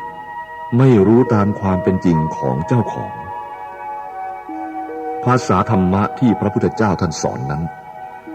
ก็สอนให้แก่พวกเราทั้งหลายนี่แหละพวกเราที่เป็นปุถุชนให้เป็นอริยชนเหมือนเราจะสร้างบ้านเรือนเราก็ต้องหาสิ่งที่ยังไม่สำเร็จจะเป็นเสาเป็นขื่อเป็นแปรมันไม่ได้สำเร็จมาเลยทีเดียวหรอกเราต้องไปแปลงสภาพมันขึ้นมาเสาเรือนก็ดีเดิมเกิดจากไม้ที่มันยาวมันคดอยู่ซึ่งรวมอยู่กับต้นไม้นั่นแหละเราต้องไปเลื่อยไปแปรรูปออกมาคนฉลาดก็สามารถนำเอามาสร้างบ้านเรือนได้เราก็เหมือนกัน ยังเป็นปุถุชนอยู่มีลูกมีเมียมีอะไรต่างๆเป็นธรรมดาของโลกแต่ถ้าเรารู้จักการภาวนารู้จักธรรมะแล้วก็สามารถระบายสิ่งที่ไม่ดีสิ่งที่ผิดออกได้ไม่วันนี้ก็พรุ่งนี้ไม่น้อยก็มากเหมือนกับเราแบกของหนักเมื่อเอาไปทิ้งไปทีละน้อยทีละน้อยทิ้งบ่อยๆมันก็เบาได้เมื่อทิ้งไปผลที่สุดก็วางหมดเหมือนกับเราแบกไม้ฟืนนั่นแหละเมื่อถึงกระท่อมก็ทิ้งโครมเลยมันก็เบาเห็นไหมล่ะนี่ความเบาเป็นอย่างนี้ความชั่วทั้งหลายที่เรานำมาให้หนักใจเราค่อยๆฝึกหัดปฏิบัติไปใจมันก็ค่อยสว่างไสวของยากก็เลยกลายเป็นของง่ายของมืดมันก็สว่างของสกปรกมันก็สะอาดรู้จักหลักประพฤติปฏิบัติอย่างนั้นรู้เรื่องอย่างนั้นคือธรรมะถ้าไม่รู้เรื่องท่านบอกว่าอนิจจังทุกขังอนัตตาอย่างนี้เราก็ไม่รู้อะไรคนเราถ้าไม่ได้อบรมธรรมะก็เหมือนกับนักมวยที่ไม่ได้ซ้อมหรือเหมือนหมอลำที่ไม่ได้เรียนถึงเวลาก็ขึ้นเวทีเลยจะเป็นอย่างไรจะน่าฟังไหมจะน่าฟังได้อย่างไรเพราะไม่ได้ท่องกลอนลำเลยมวยไม่ได้ซ้อมก็เช่นกันพอขึ้นเวทีคู่ชกเขาก็จะเลือกชกเอาตามใจชอบนั่นแหละฉันใดเราอยู่กับลูกหลานกับสิ่งของสกลร่างกายล้วนแต่เป็นของไม่จีรังยั่งยืนเป็นอนิจจังคือไม่เที่ยงวันนี้เสียไปพรุ่งนี้ได้มาวันนี้ดีใจพรุ่งนี้เสียใจมันเป็นอย่างนี้เปลี่ยนไปเปลี่ยนมาเพราะอนิจจังมันไม่เที่ยงไม่แน่นอนทั้งภายนอกภายในสกลร่างกายไม่แน่นอนทั้งนั้นวันนี้ดีพรุ่งนี้อาจเจ็บโน่นปวดนี่ก็ได้มันเป็นอยู่อย่างนั้น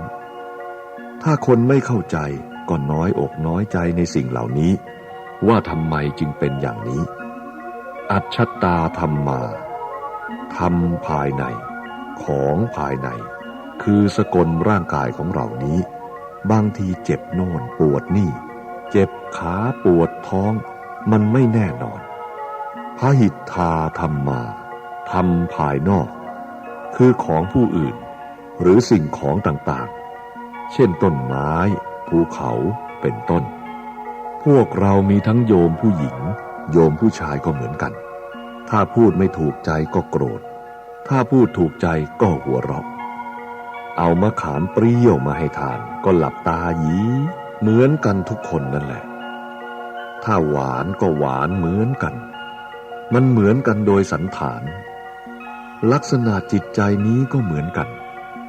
สิ่งทั้งหลายเหล่านี้แหละที่เราอาศัยอยู่เคยรู้เรื่องแต่คนเราไม่เป็นอย่างนั้นอันนี้ของเราอันนั้นของเขาอันนี้ของฉันอันนั้นของคุณเกิดเรื่องเกิดราวจนยิงกันฆ่ากันความจริงมันไม่มีอะไรสักอย่างเมื่อยังอยู่ก็ทำมาหากินไปผลที่สุดแล้วก็ไม่ได้เอาอะไรไปหรอกตอนมาก็ไม่ได้เอาอะไรมาเวลาไปก็ไม่ได้เอาอะไรไปทำมาไว้ตรงนี้ก็ทิ้งตรงนี้ถ้าคนรู้จักธรรมะแล้วก็ผ่อนผันได้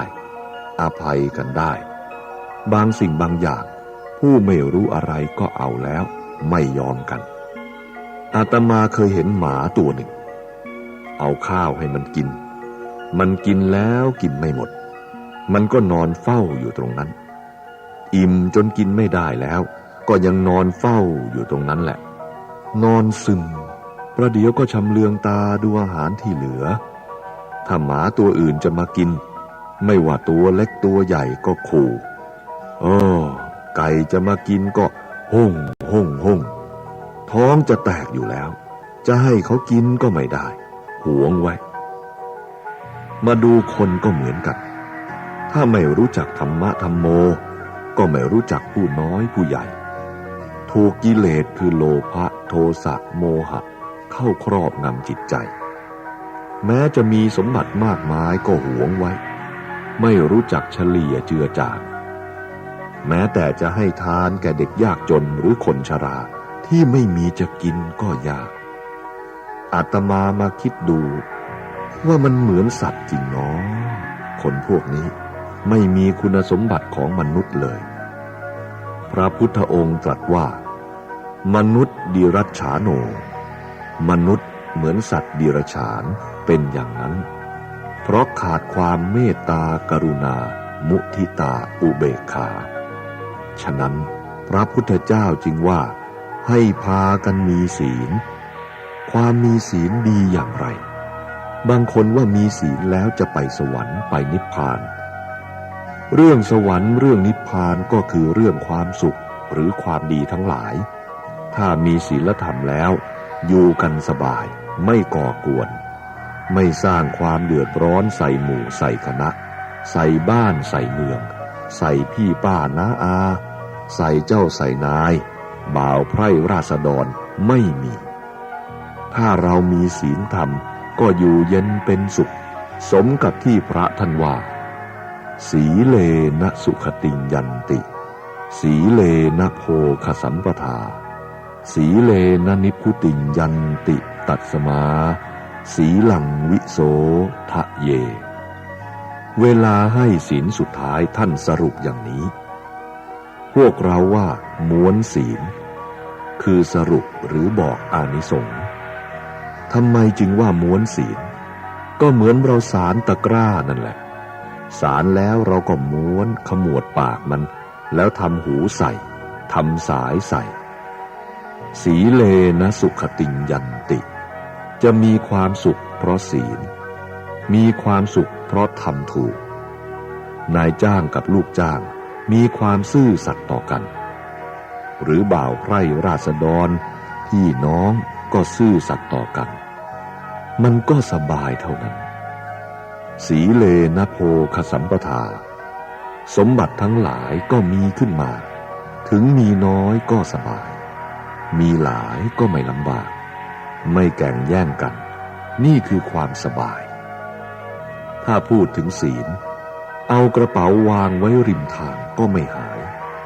ของอยู่บ้านก็ไม่หายสบายถ้าคนไม่มีศีลล่ะอยู่ในกระเป๋ากางเกงมันยังแย่งเอาเลยคนแก่ขึ้นรถไฟเอาสตางค์ใส่กระเป๋าเสร็จพวกนั้นคนแก่ตกรถเลยนี่ถ้าไม่มีศีลมันเดือดร้อนอย่างนี้มันเป็นทุกขติยันติไม่ใช่สุขติยันติทุกข์เพราะเบียดเบียนกันกูเอาของมึงมึงเอาของกูท่านว่าสีเลนะสุขติยันติสีเลนะโภคสัมปทาเพราะฉะนั้นผู้มีน้อยก็สบายตามน้อยผู้มีมากก็สบายตามมากเหมือนสัตว์หรือแมลงบางจำพวกมี2 ขาเท่ามนุษย์นี่ก็สบายมี4 ขาก็สบายมีหลายขาเหมือนกิ้งกือมันก็สบายโดยเฉพาะในกลุ่มผู้มีศีลใครมีมากก็สบายใครมีน้อยก็สบายจะไปหาที่ไหนกันล่ะไม่ใช่ชาติหน้าไม่ใช่ชาติไหนชาติปัจจุบันนี้แหละถ้าพากันสร้างบุญสร้างกุศลคือสร้างจิตใจของตนคนทุกวันนี้สร้างบุญ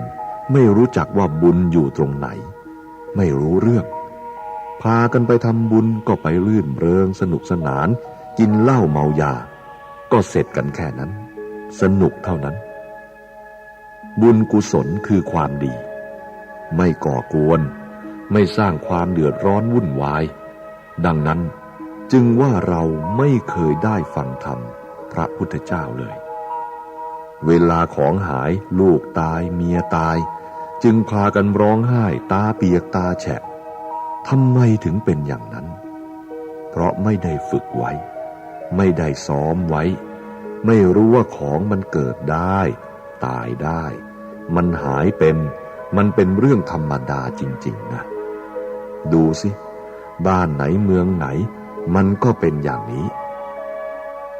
พระพุทธเจ้าท่านให้มาภาวนาภาวนาคืออะไร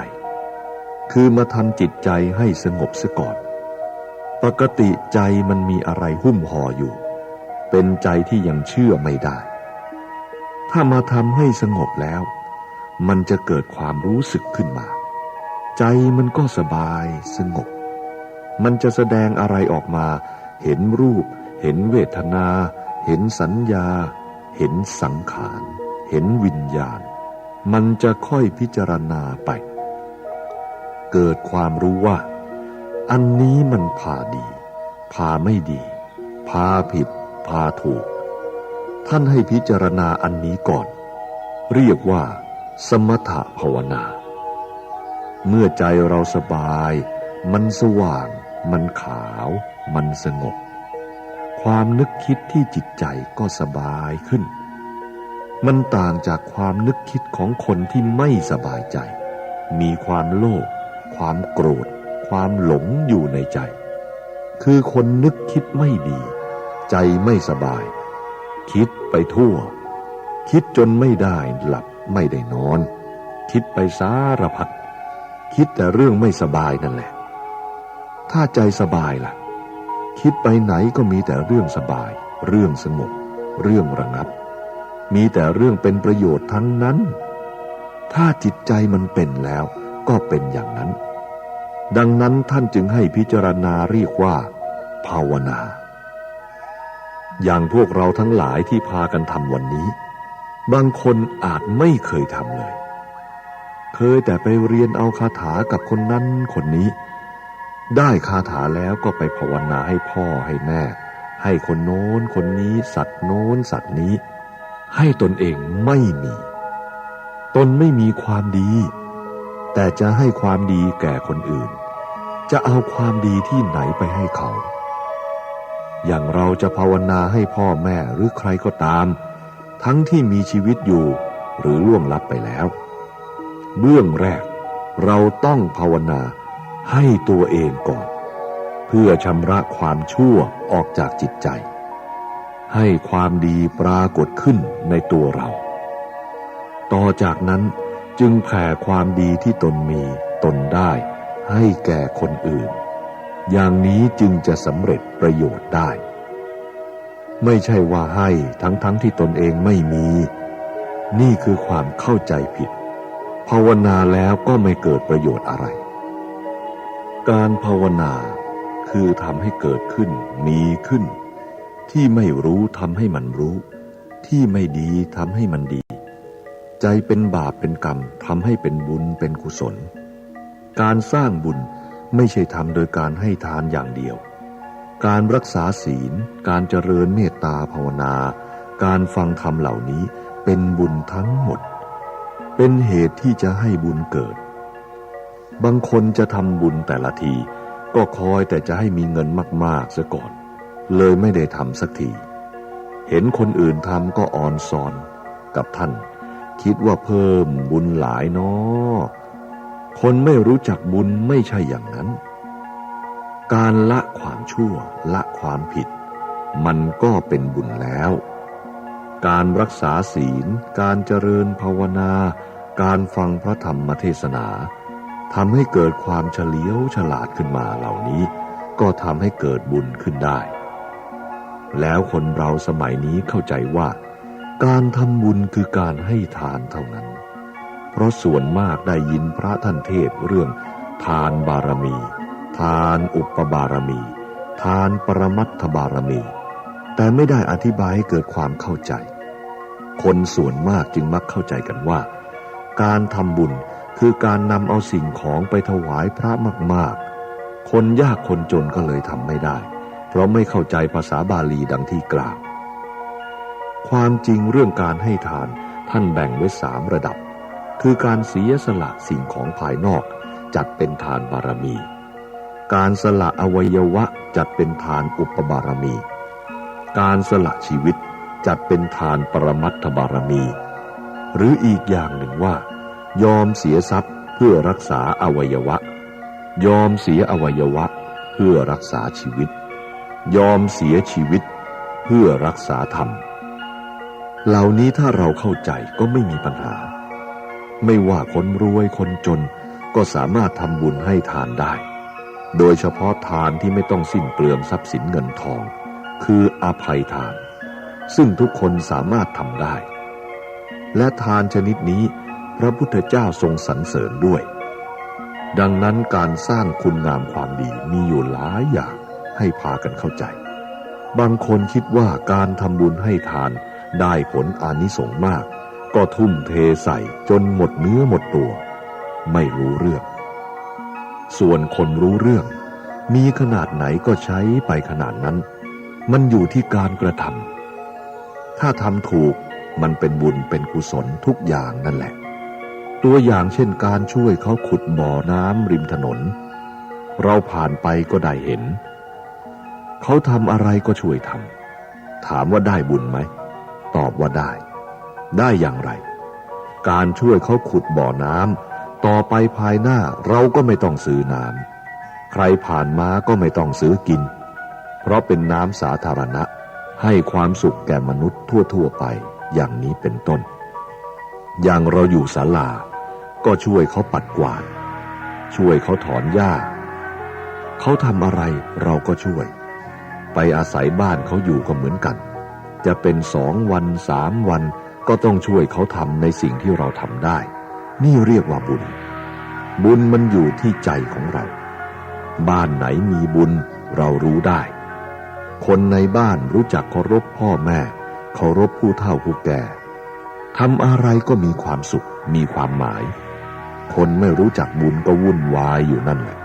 จะทำบุญแต่ละครั้งก็ต้องฆ่าเป็ดฆ่าไก่ฆ่าวัวไม่รู้จักเสียเลยจริงๆบุญไม่ลำบากอย่างนั้นนะง่ายๆทำไปแล้วสบายคิดขึ้นมาตอนไหนก็สบายใจ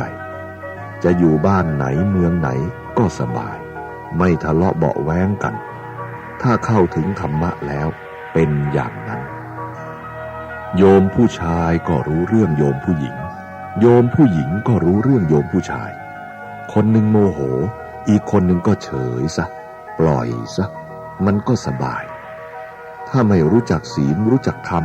ก็ทะเลาะกันทั้งเช้าทั้งเย็นกู1มึง2ไม่รู้จักหยุดผลที่สุดก็พังมันก็เดือดร้อนถ้ารู้จักศีลรู้จักธรรมไม่ต้องเถียงกันหรอก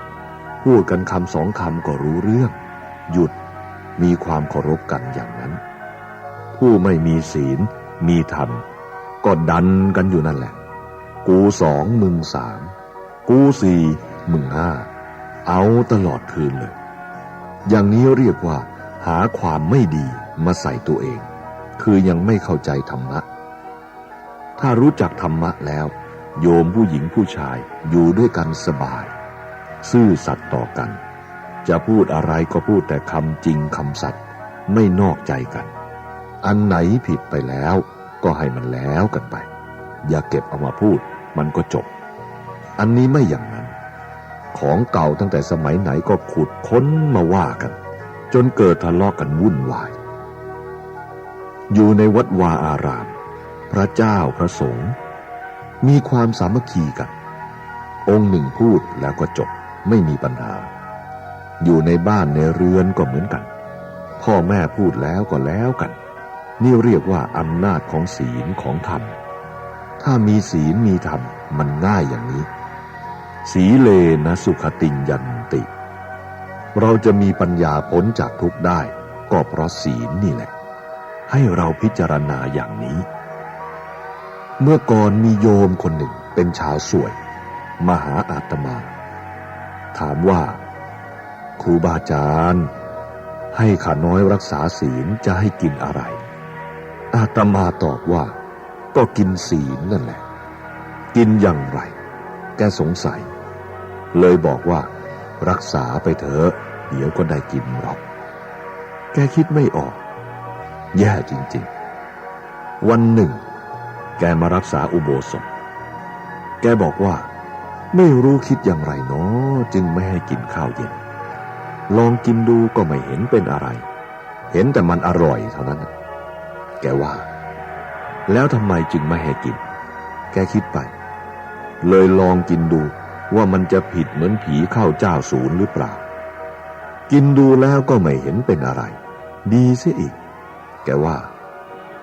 ชั่วขนาดนั้นก็มีนะคนเราแกมารักษาศีลอาตมาก็เลยบอกว่าเอา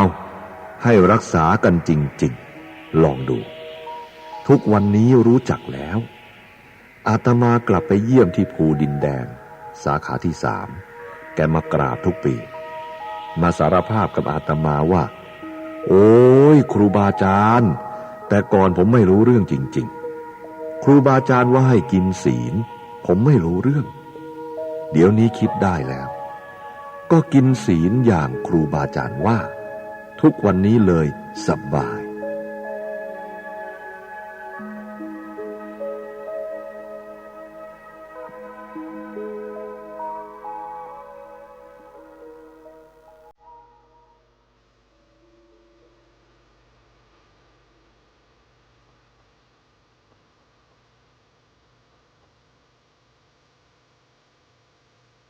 คนเราให้รักษาศีลรักษาธรรม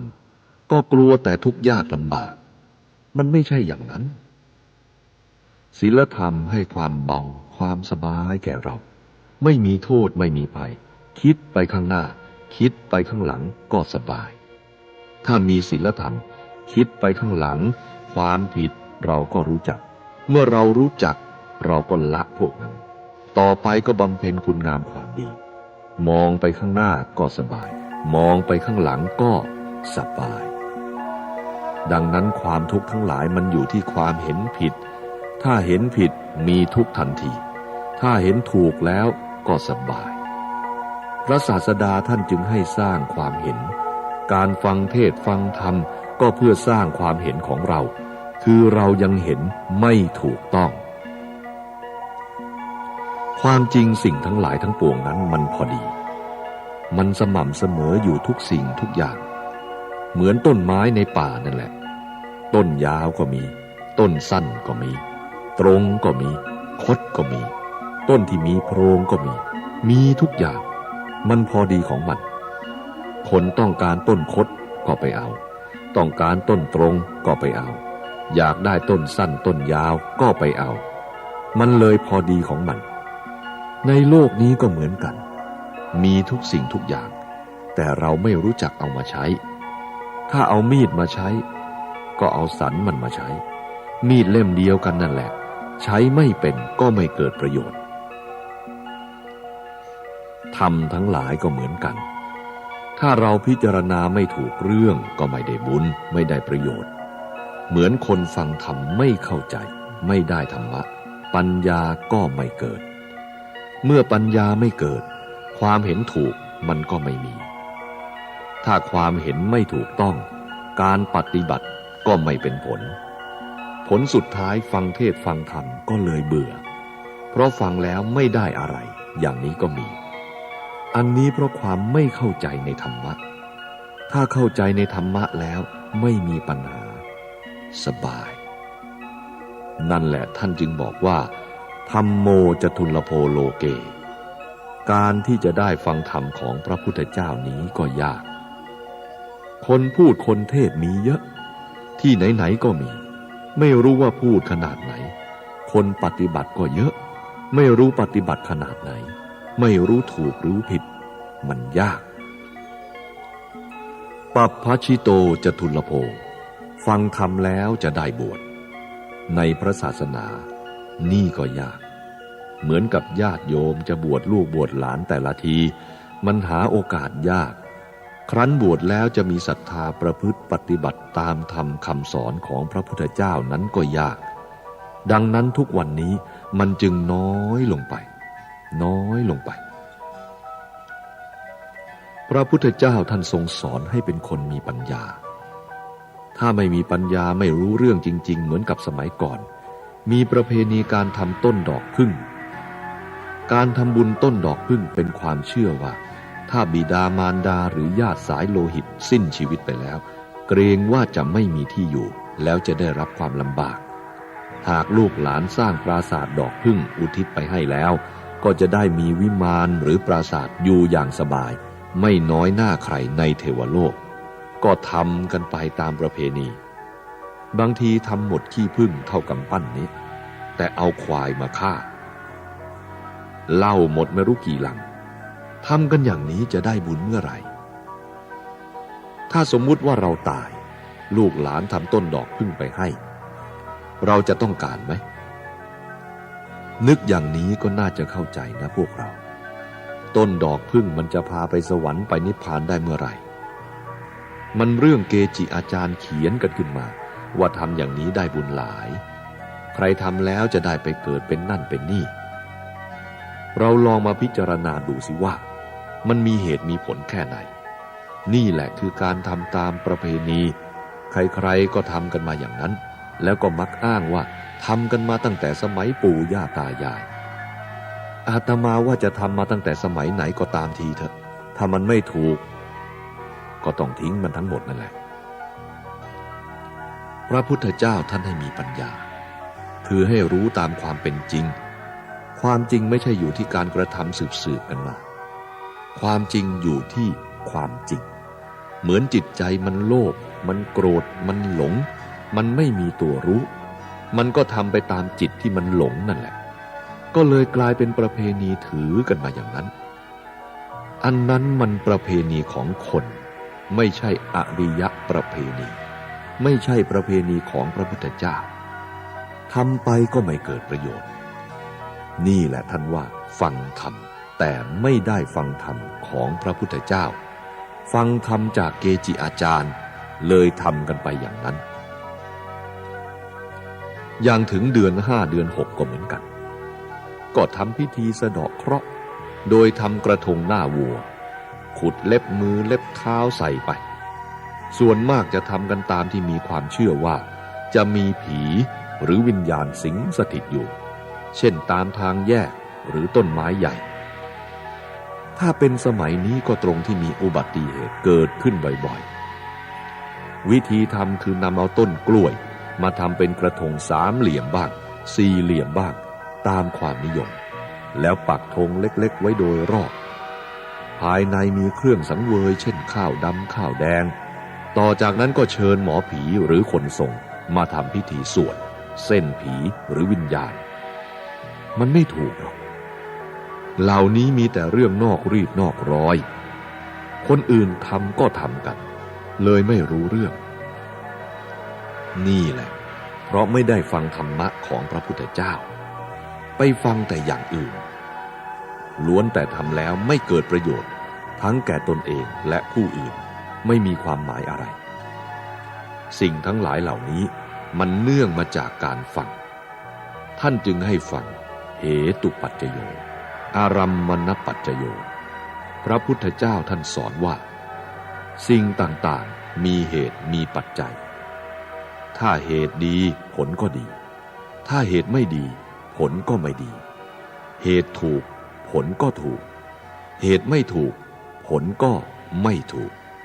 ให้ดูเหตุของมันผู้มีปัญญาก็ตรัสรู้ธรรมะเราต้องพิจารณาว่าสมเหตุสมผลหรือไม่เหมือนที่กล่าวมานั่นแหละการทำต้นดอกผึ้งนั้นจะกันนรกอเวจีได้ไหมอาตมาว่าถ้าไม่หยุดทำความชั่วแล้วมันหยุดความผิดไม่ได้ให้เราพิจารณาอย่างนี้ถ้าเรามีหลักพิจารณาอย่างนี้จะสบายบุญก็จะค่อยเกิดขึ้นจะค่อยรู้ค่อยเห็นเรื่อยๆไปทุกวันนี้บริษัทบริวารของเราทั้งหลาย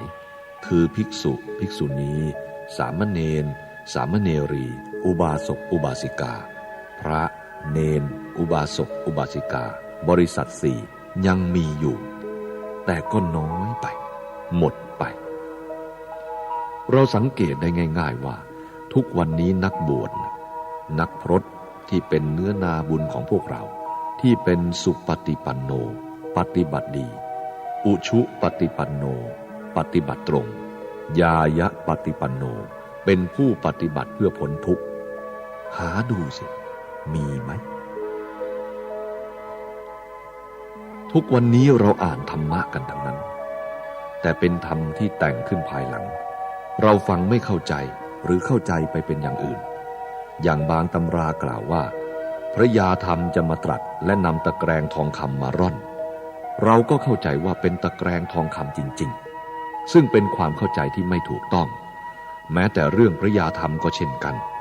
พากันเข้าใจว่าจะต้องคอยจนกว่าพระศรีอริยเมตไตรมาตรัสอันนี้มันไกลไปไม่ใช่พระยาธรรมองค์นั้นในที่นี้ท่านหมายถึงจะมีครูบาอาจารย์ที่ประพฤติดีปฏิบัติชอบมาประกาศธรรมะ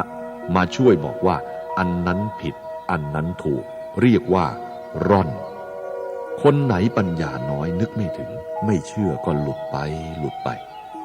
พระยาธรรมก็คือเรื่องธรรมะนั่นเองคือธรรมะอันแท้จริงจะค่อยพ้นขึ้นมาสิ่งทั้งหลายทั้งปวงเมื่อเจริญขึ้นมันก็เสื่อมเหมือนมะม่วงขนุนเมื่อสุกเต็มที่มันก็หล่นพอเมล็ดถูกดินเป็นต้นงอกขึ้นมาใหม่อีกฉันใดธรรมะถ้าเสื่อมเต็มที่แล้วก็จะเกิดปฏิกิริยาขึ้นมาสาวกของพระพุทธเจ้ายังมีอยู่พระศาสนาของพระองค์ยังไม่จบสิ้นเป็นเหตุให้ก่อธรรมที่แท้จริงขึ้นมาประกาศได้เรียกว่านำตะแกรงทองคำมาร่อนคือนำธรรมะมาอธิบายแนะนำพร่ำสอนประชาชนพุทธบริษัทให้เกิดความเข้าใจผู้ที่มืดหนาปัญญาหยาบก็ไม่ค้างเพราะไม่เชื่อไม่มีศรัทธาไม่ได้พิจารณาถ้าผู้มีบุญวาสนาพิจารณาดูมันจริงนี่คือผู้ที่ค้างตะแกรงทองคำไม่ใช่ตะแกรงที่ทำจากไม้ไผ่ตามธรรมชาติบ้านเราไม่ใช่อย่างนั้นคำสอนของพระพุทธเจ้าจะมาชักจูงพวกเราทั้งหลายหมายความว่าธรรมะจะเจริญขึ้นที่จมก็จมไปที่ฟูก็ฟูขึ้นเดี๋ยวนี้เราจะหาที่พึ่งไม่ได้แล้วอย่างนักบวชนักพรต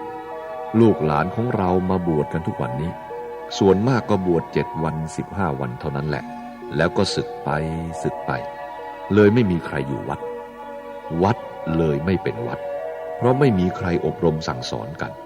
ไม่มีที่เกาะที่ยึดที่มั่นหมายเพราะขาดกรรมฐานขาดการภาวนาขาดการอบรมบ่มนิสัยมันขาดอย่างนี้เลยมีแต่เรื่องเดือดร้อนกระวนกระวายการบวชส่วนมากก็บวชกันตามประเพณีชั่วคราวทุกวันนี้วัดก็เลยเป็นเหมือนคุกเหมือนตารางเข้าไปก็ร้อนทันทีอยู่ไม่ได้สวยงามขึ้นมาทั้งนี้เพราะอาศัยการฝึกหัดอย่างนี้ท่านเรียกว่าอานิสงส์ของการอยู่ใกล้วัดใจเราก็เหมือนกันเราฟังเทศน์ฟังธรรมจึงเกิดความรู้ความเห็นขึ้นมาเวลากระทบสิ่งโน้นสิ่งนี้ก็มีความรู้มีปัญญาพิจารณาการประพฤติปฏิบัติก็คือสิ่งเหล่านี้สิ่งไม่ดีที่เราทำมานานก็ค่อยละค่อยถอนมันไปเรียกว่าการประพฤติปฏิบัติการปฏิบัติไม่ใช่ปฏิบัติเฉพาะนักบวชเท่านั้นในครั้งพุทธกาลอยู่บ้านอยู่เรือนก็เป็นผู้ถึงพระรัตนตรัยถึงไตรสรณคมเป็นโสดาบันสกิทาคามีอนาคามีเยอะแยะบางคนคิดว่าจะไปทำบุญให้ทานก็ไม่มีเวลามันยุ่งยากคนไม่รู้จักบุญเป็นเรื่องสร้างคุณงามความดีให้เจ้าของการสร้างความดีไม่เห็นยากอะไรอย่างเดินไปเห็นของเขานึกอยากจะได้แต่ไม่เอาเพราะกลัวความผิดกลัวบาปกลัวคุกกลัวตารางนี่ก็เป็นการสร้างความดีแล้วเป็นการสร้างความดีให้แก่ตนเองถ้าไม่ได้ยินไม่ได้ฟังก็ไปลักไปฉ้อโกงเขาก็เท่ากับสร้างความชั่วให้แก่ตัวเองมันบาปอยู่ตรงนั้นบุญอยู่ตรงนั้นและการปฏิบัติก็อยู่ตรงนั้นเห็นความผิดก็ไม่ทำไปที่ไหนใจก็เป็นบุญที่นั่นมีความฉลาดอยู่ในจิตของตนเองอันนี้แหละท่านเรียกว่าธรรมย่อมรักษาผู้ปฏิบัติไม่ให้ตกไปในที่ชั่วไม่ใช่ธรรมที่เราไปเรียนเอาวิชาเองทำชั่วแล้วละเอาเองเป็นเรื่องของเจ้าของท่านจึงบอกว่าทำดีได้ดีทำชั่วได้ชั่วมันถูกที่สุดแล้วเรามัวแต่ไปหาของดีกับคนอื่นพระพุทธเจ้า สอนแล้วสอนอีกสอนให้ทำเองปฏิบัติเองพระพุทธเจ้าท่านแนะนำชักจูงอย่างนี้อย่างทุกวันนี้พอญาติพี่น้องตายท่านว่าให้ชักจูงเราก็เอาพระไปจูงเอาฝ้ายต่อไหมเอาไหมต่อฝ้ายดึงกันมนุงมนังเข้าป่าช้าโน้นไม่ใช่จูงอย่างนั้นอาตมาว่ารีบหามไปเร็วๆนั่นแหละดีมันจะได้ไม่หนักบางทีก็ยุ่งอยู่กับจั่วน้อยเนนน้อยรุงพรังอยู่กับจีวรเด็กตัวเล็กๆกำลังเลี้ยงควายอยู่ก็เรียกมาบวชจูงพ่อจูงแม่จูงก็จะไม่ไหวแล้วเดี๋ยวหิวข้าวหิวน้ำร้องไห้นั่นไปจูงกันอย่างนั้นนี่แหละคือความผิดเรื่องการชักจูงก็เหมือนกับอาตมากำลังจูงอยู่เดี๋ยวนี้แหละคือการแนะนำพร่ำสอนบอกทางไปสวรรค์บอกทางไปนรกให้แนะนำให้เลิกสิ่งนั้นให้ประพฤติสิ่งนี้อย่างนี้เรียกชักจูงแนะนำพร่ำสอนจูงต้องจูงในขณะยังมีชีวิตอยู่นี่แหละให้ไปคิดพิจารณาเอาไปภาวนาดูว่ามันถูกไหมถ้าสงสัยก็มาฟังอีกจะบอกให้ชี้ให้แนะนำพร่ำสอนให้นี่เรียกว่าชักจูงคนไม่ใช่เอาไหมต่อฝ้ายเอาฝ้ายต่อไหมจูงกันวุ่นวายไม่ได้ความอะไรมันน่าหัวเราะจูงอย่างนั้นมันจูงไม่ได้บางทีก็เอาข้าวตอกมาหวานในขณะจูงศพไปป่าช้าโดยมีความเชื่อว่าพวกผีหรือเปรตที่คอยรับส่วนบุญมีอยู่เพื่อจะไม่ให้พวกนั้นรบกวนผู้ตายจึงมีการหวานข้าวตอกไปด้วยความจริงบรรพบุรุษท่านสอนว่าคนเราเหมือนข้าวตอกเวลาหวานไปมันก็จะกระจัดกระจายไปเหมือนสังขารร่างกายนี้มีลูกมีเมียมีลูกเต้าเหล่าหลานมีเนื้อมีหนังมีแขนขาหูตาเป็นต้นผลสุดท้ายก็กระจัดกระจายกันไปอย่างนี้แต่กระสานซ่านเซนไปตามสภาวะเกิดในโลกนี้มันก็มีแค่นี้เหมือนข้าวตอกดอกไม้นี่แหละที่เรี่ยราดไปตามดินตามหญ้าสังขารร่างกายนี้มันก็แค่นี้ท่านให้พิจารณาอย่างนี้แต่เราก็มาหว่านให้ผีกินไปคนละเรื่องอีกแล้วเรื่องเหล่านี้พิจารณาให้มากๆหน่อยพิจารณาให้ดีถ้าเราเข้าใจตัวเราแล้วสบายนี่แหละการประพฤติปฏิบัติมันถึงต่างกันถ้าเรานำไปพิจารณาแล้วจะเห็นได้จริงๆเห็นในใจของเรานี่แหละแล้วมันจะค่อยสว่างขึ้นค่อยขาวขึ้นค่อยรู้ขึ้นมาเหมือนกับเราเรียนหนังสือแต่ก่อนกว่าจะรู้อะไรครูจับไปเขียนกขอไม่รู้เขียนอะไรไม่รู้เรื่องแต่ก็เขียนไปตามครูพอเขียนพยัญชนะได้ก็เขียนสระอาสระอิสระอีแต่ก็ยังไม่รู้เรื่องหรอกขี้เกียจก็ขี้เกียจพอเขียนเป็นแล้วก็เอาพยัญชนะกับสระมาผสมกันเอาสระอาใส่ตัวกออ่านว่ากาใส่ตัวขออ่านว่าขาว่าไปตามครูเรียนไปศึกษาไปต่อมาก็เลยรู้เรื่องเลยกลายเป็นคนอ่านออกเขียนได้อันนี้เราลองพิจารณาดูการที่จะรู้จักบุญรู้จักบาปตอนแรกก็อาศัยคนอื่นนี่แหละต่อไปมันจะรู้เองท่านจึงว่าความดีความชั่วอยู่ที่ตัวเจ้าของแม้แต่พระพุทธเจ้าก็เอาให้ใครไม่ได้ให้ได้คือบอกให้ทำอย่างนั้นอย่างนั้นเราก็ประพฤติปฏิบัติไปตามศรัทธาจะเป็นประโยชน์แก่เรามากอย่าพากันหลงงมงายให้ถึงพระพุทธพระธรรมพระสงฆ์พูดถึงพระรัตนตรัยไม่ต้องถือพูดผีปีศาจอย่างอาตมาไปภาวนาอยู่ที่ไหนก็สบายด้วยความซื่อสัตย์ด้วยความเชื่อพระพุทธเจ้าของเรานั่นเองเชื่ออย่างไรเชื่อว่าไม่มีตรงไหนที่พระองค์สอนให้คนชั่วสอนให้คนทำผิดไม่มีในสูตรในตำราไหนก็ไม่มีอาตมาอ่านแล้วถึงว่าพระพุทธเจ้านี้เป็นผู้เลิศประเสริฐจริงๆอาตมาเชื่อท่านว่าให้สอนตนเองให้พึ่งตนเองก็พึ่งตนเองจริงๆทำตามท่านไปทำอยู่ที่ไหนก็สบายอยู่ในถ้ำในป่าในเขาจะอยู่ที่ไหนก็ไม่มีอะไรสบายเพราะความซื่อสัตย์สุจริตนี่แหละเลยเชื่อมั่นว่าพระพุทธเจ้าสอนให้พึ่งตนเองนี้ถูกแล้วเราก็เหมือนกันแม้จะเป็นฆราวาสอยู่บ้านครองเรือนก็อย่าพากันสงสัยอะไรเพราะความดีความชั่วอยู่ที่ตัวเราอัตนาโจทยตานังจงเตือนตนด้วยตนเองค่อยทำไปดูแต่หินก้อนใหญ่ๆ ทุบไปเรื่อยๆมันก็แตกพวกเรายังไม่รู้ค่อยสอนค่อยปฏิบัติก็จะรู้ขึ้นมาได้ชีวิตคนเรามันไม่นานนะการละเวลาไม่อยู่ที่เดิมวันนี้มันก็กินไปแล้วหมดไปแล้วกินไปตลอดวันตลอดคืนกินไปเรื่อยๆมันไม่หมดไปเฉพาะเดือนเฉพาะปีเท่านั้นสังขารเราก็ร่วงโรยไปด้วยเช่นผมเดี๋ยวนี้ผมยังไม่งอกต่อไปมันก็จะงอกมันจะแก่หูแก่ตาแก่เนื้อหนังมังสาไปด้วยแก่ไปหมดทุกสิ่งทุกอย่างนี่แหละท่านถึงว่าความเกิดแก่เจ็บตายมันแก่ไปตายไปฉะนั้นขอให้พากันเชื่อมั่นในตนเองยึดเอาคุณพระศรีรัตนตรัยผู้เข้าถึงพระรัตนตรัยไม่มีอะไรจะมาทำร้ายได้นี่แหละการทำให้ทำความเพียรวันนี้ไปถึงบ้านก็ให้ทำบางทียุ่งกับลูกหลานมากๆนอนตื่นแล้วก็มานั่งภาวนาพุทโธพุทโธพุทโธอันนี้ถ้าจิตสงบแล้วก็เรียกว่าใกล้พระนิพพานนี่แหละเรื่องภาวนาไม่ใช่ภาวนาอยู่แต่ในวัดอยู่บ้านเราก็ทำได้ว่างๆเราก็ทำแม้จะทำมาค้าขายทำนาทำไร่ก็ทำได้หรือแม้แต่ขุดดินถอนหญ้าเวลาเมื่อยเข้าไปพักใต้ร่มไม้ก็ทำได้นั่งภาวนาพุทโธพุทโธพุทโธเดี๋ยวก็จะได้ดีจนได้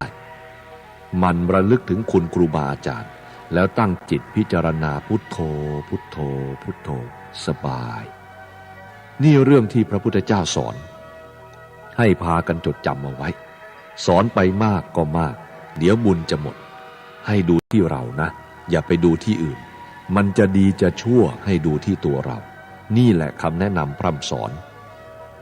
วันนี้ให้เอาไปคิดพิจารณาดูค่อยทำไปดูวันละนิดเดี๋ยวมันก็สะอาดหรอกวันนี้เชื่อว่าพวกเราทั้งหลายได้บำเพ็ญทานรักษาศีลได้เจริญภาวนาได้ฟังธรรมเทศนาหลายอย่างเท่านี้ก็เป็นบุญแล้วล่ะได้สร้างบุญแล้วได้ความเข้าอกเข้าใจแล้วต่อไปเราจะไปทำภารกิจการงานที่บ้านไหนเมืองไหนภาวะที่อาตมาได้พูดได้กล่าวไปนี้มันจะถูกอยู่หรอกมันจะค่อยๆรู้จักไปวันนี้สมควรแก่เวลา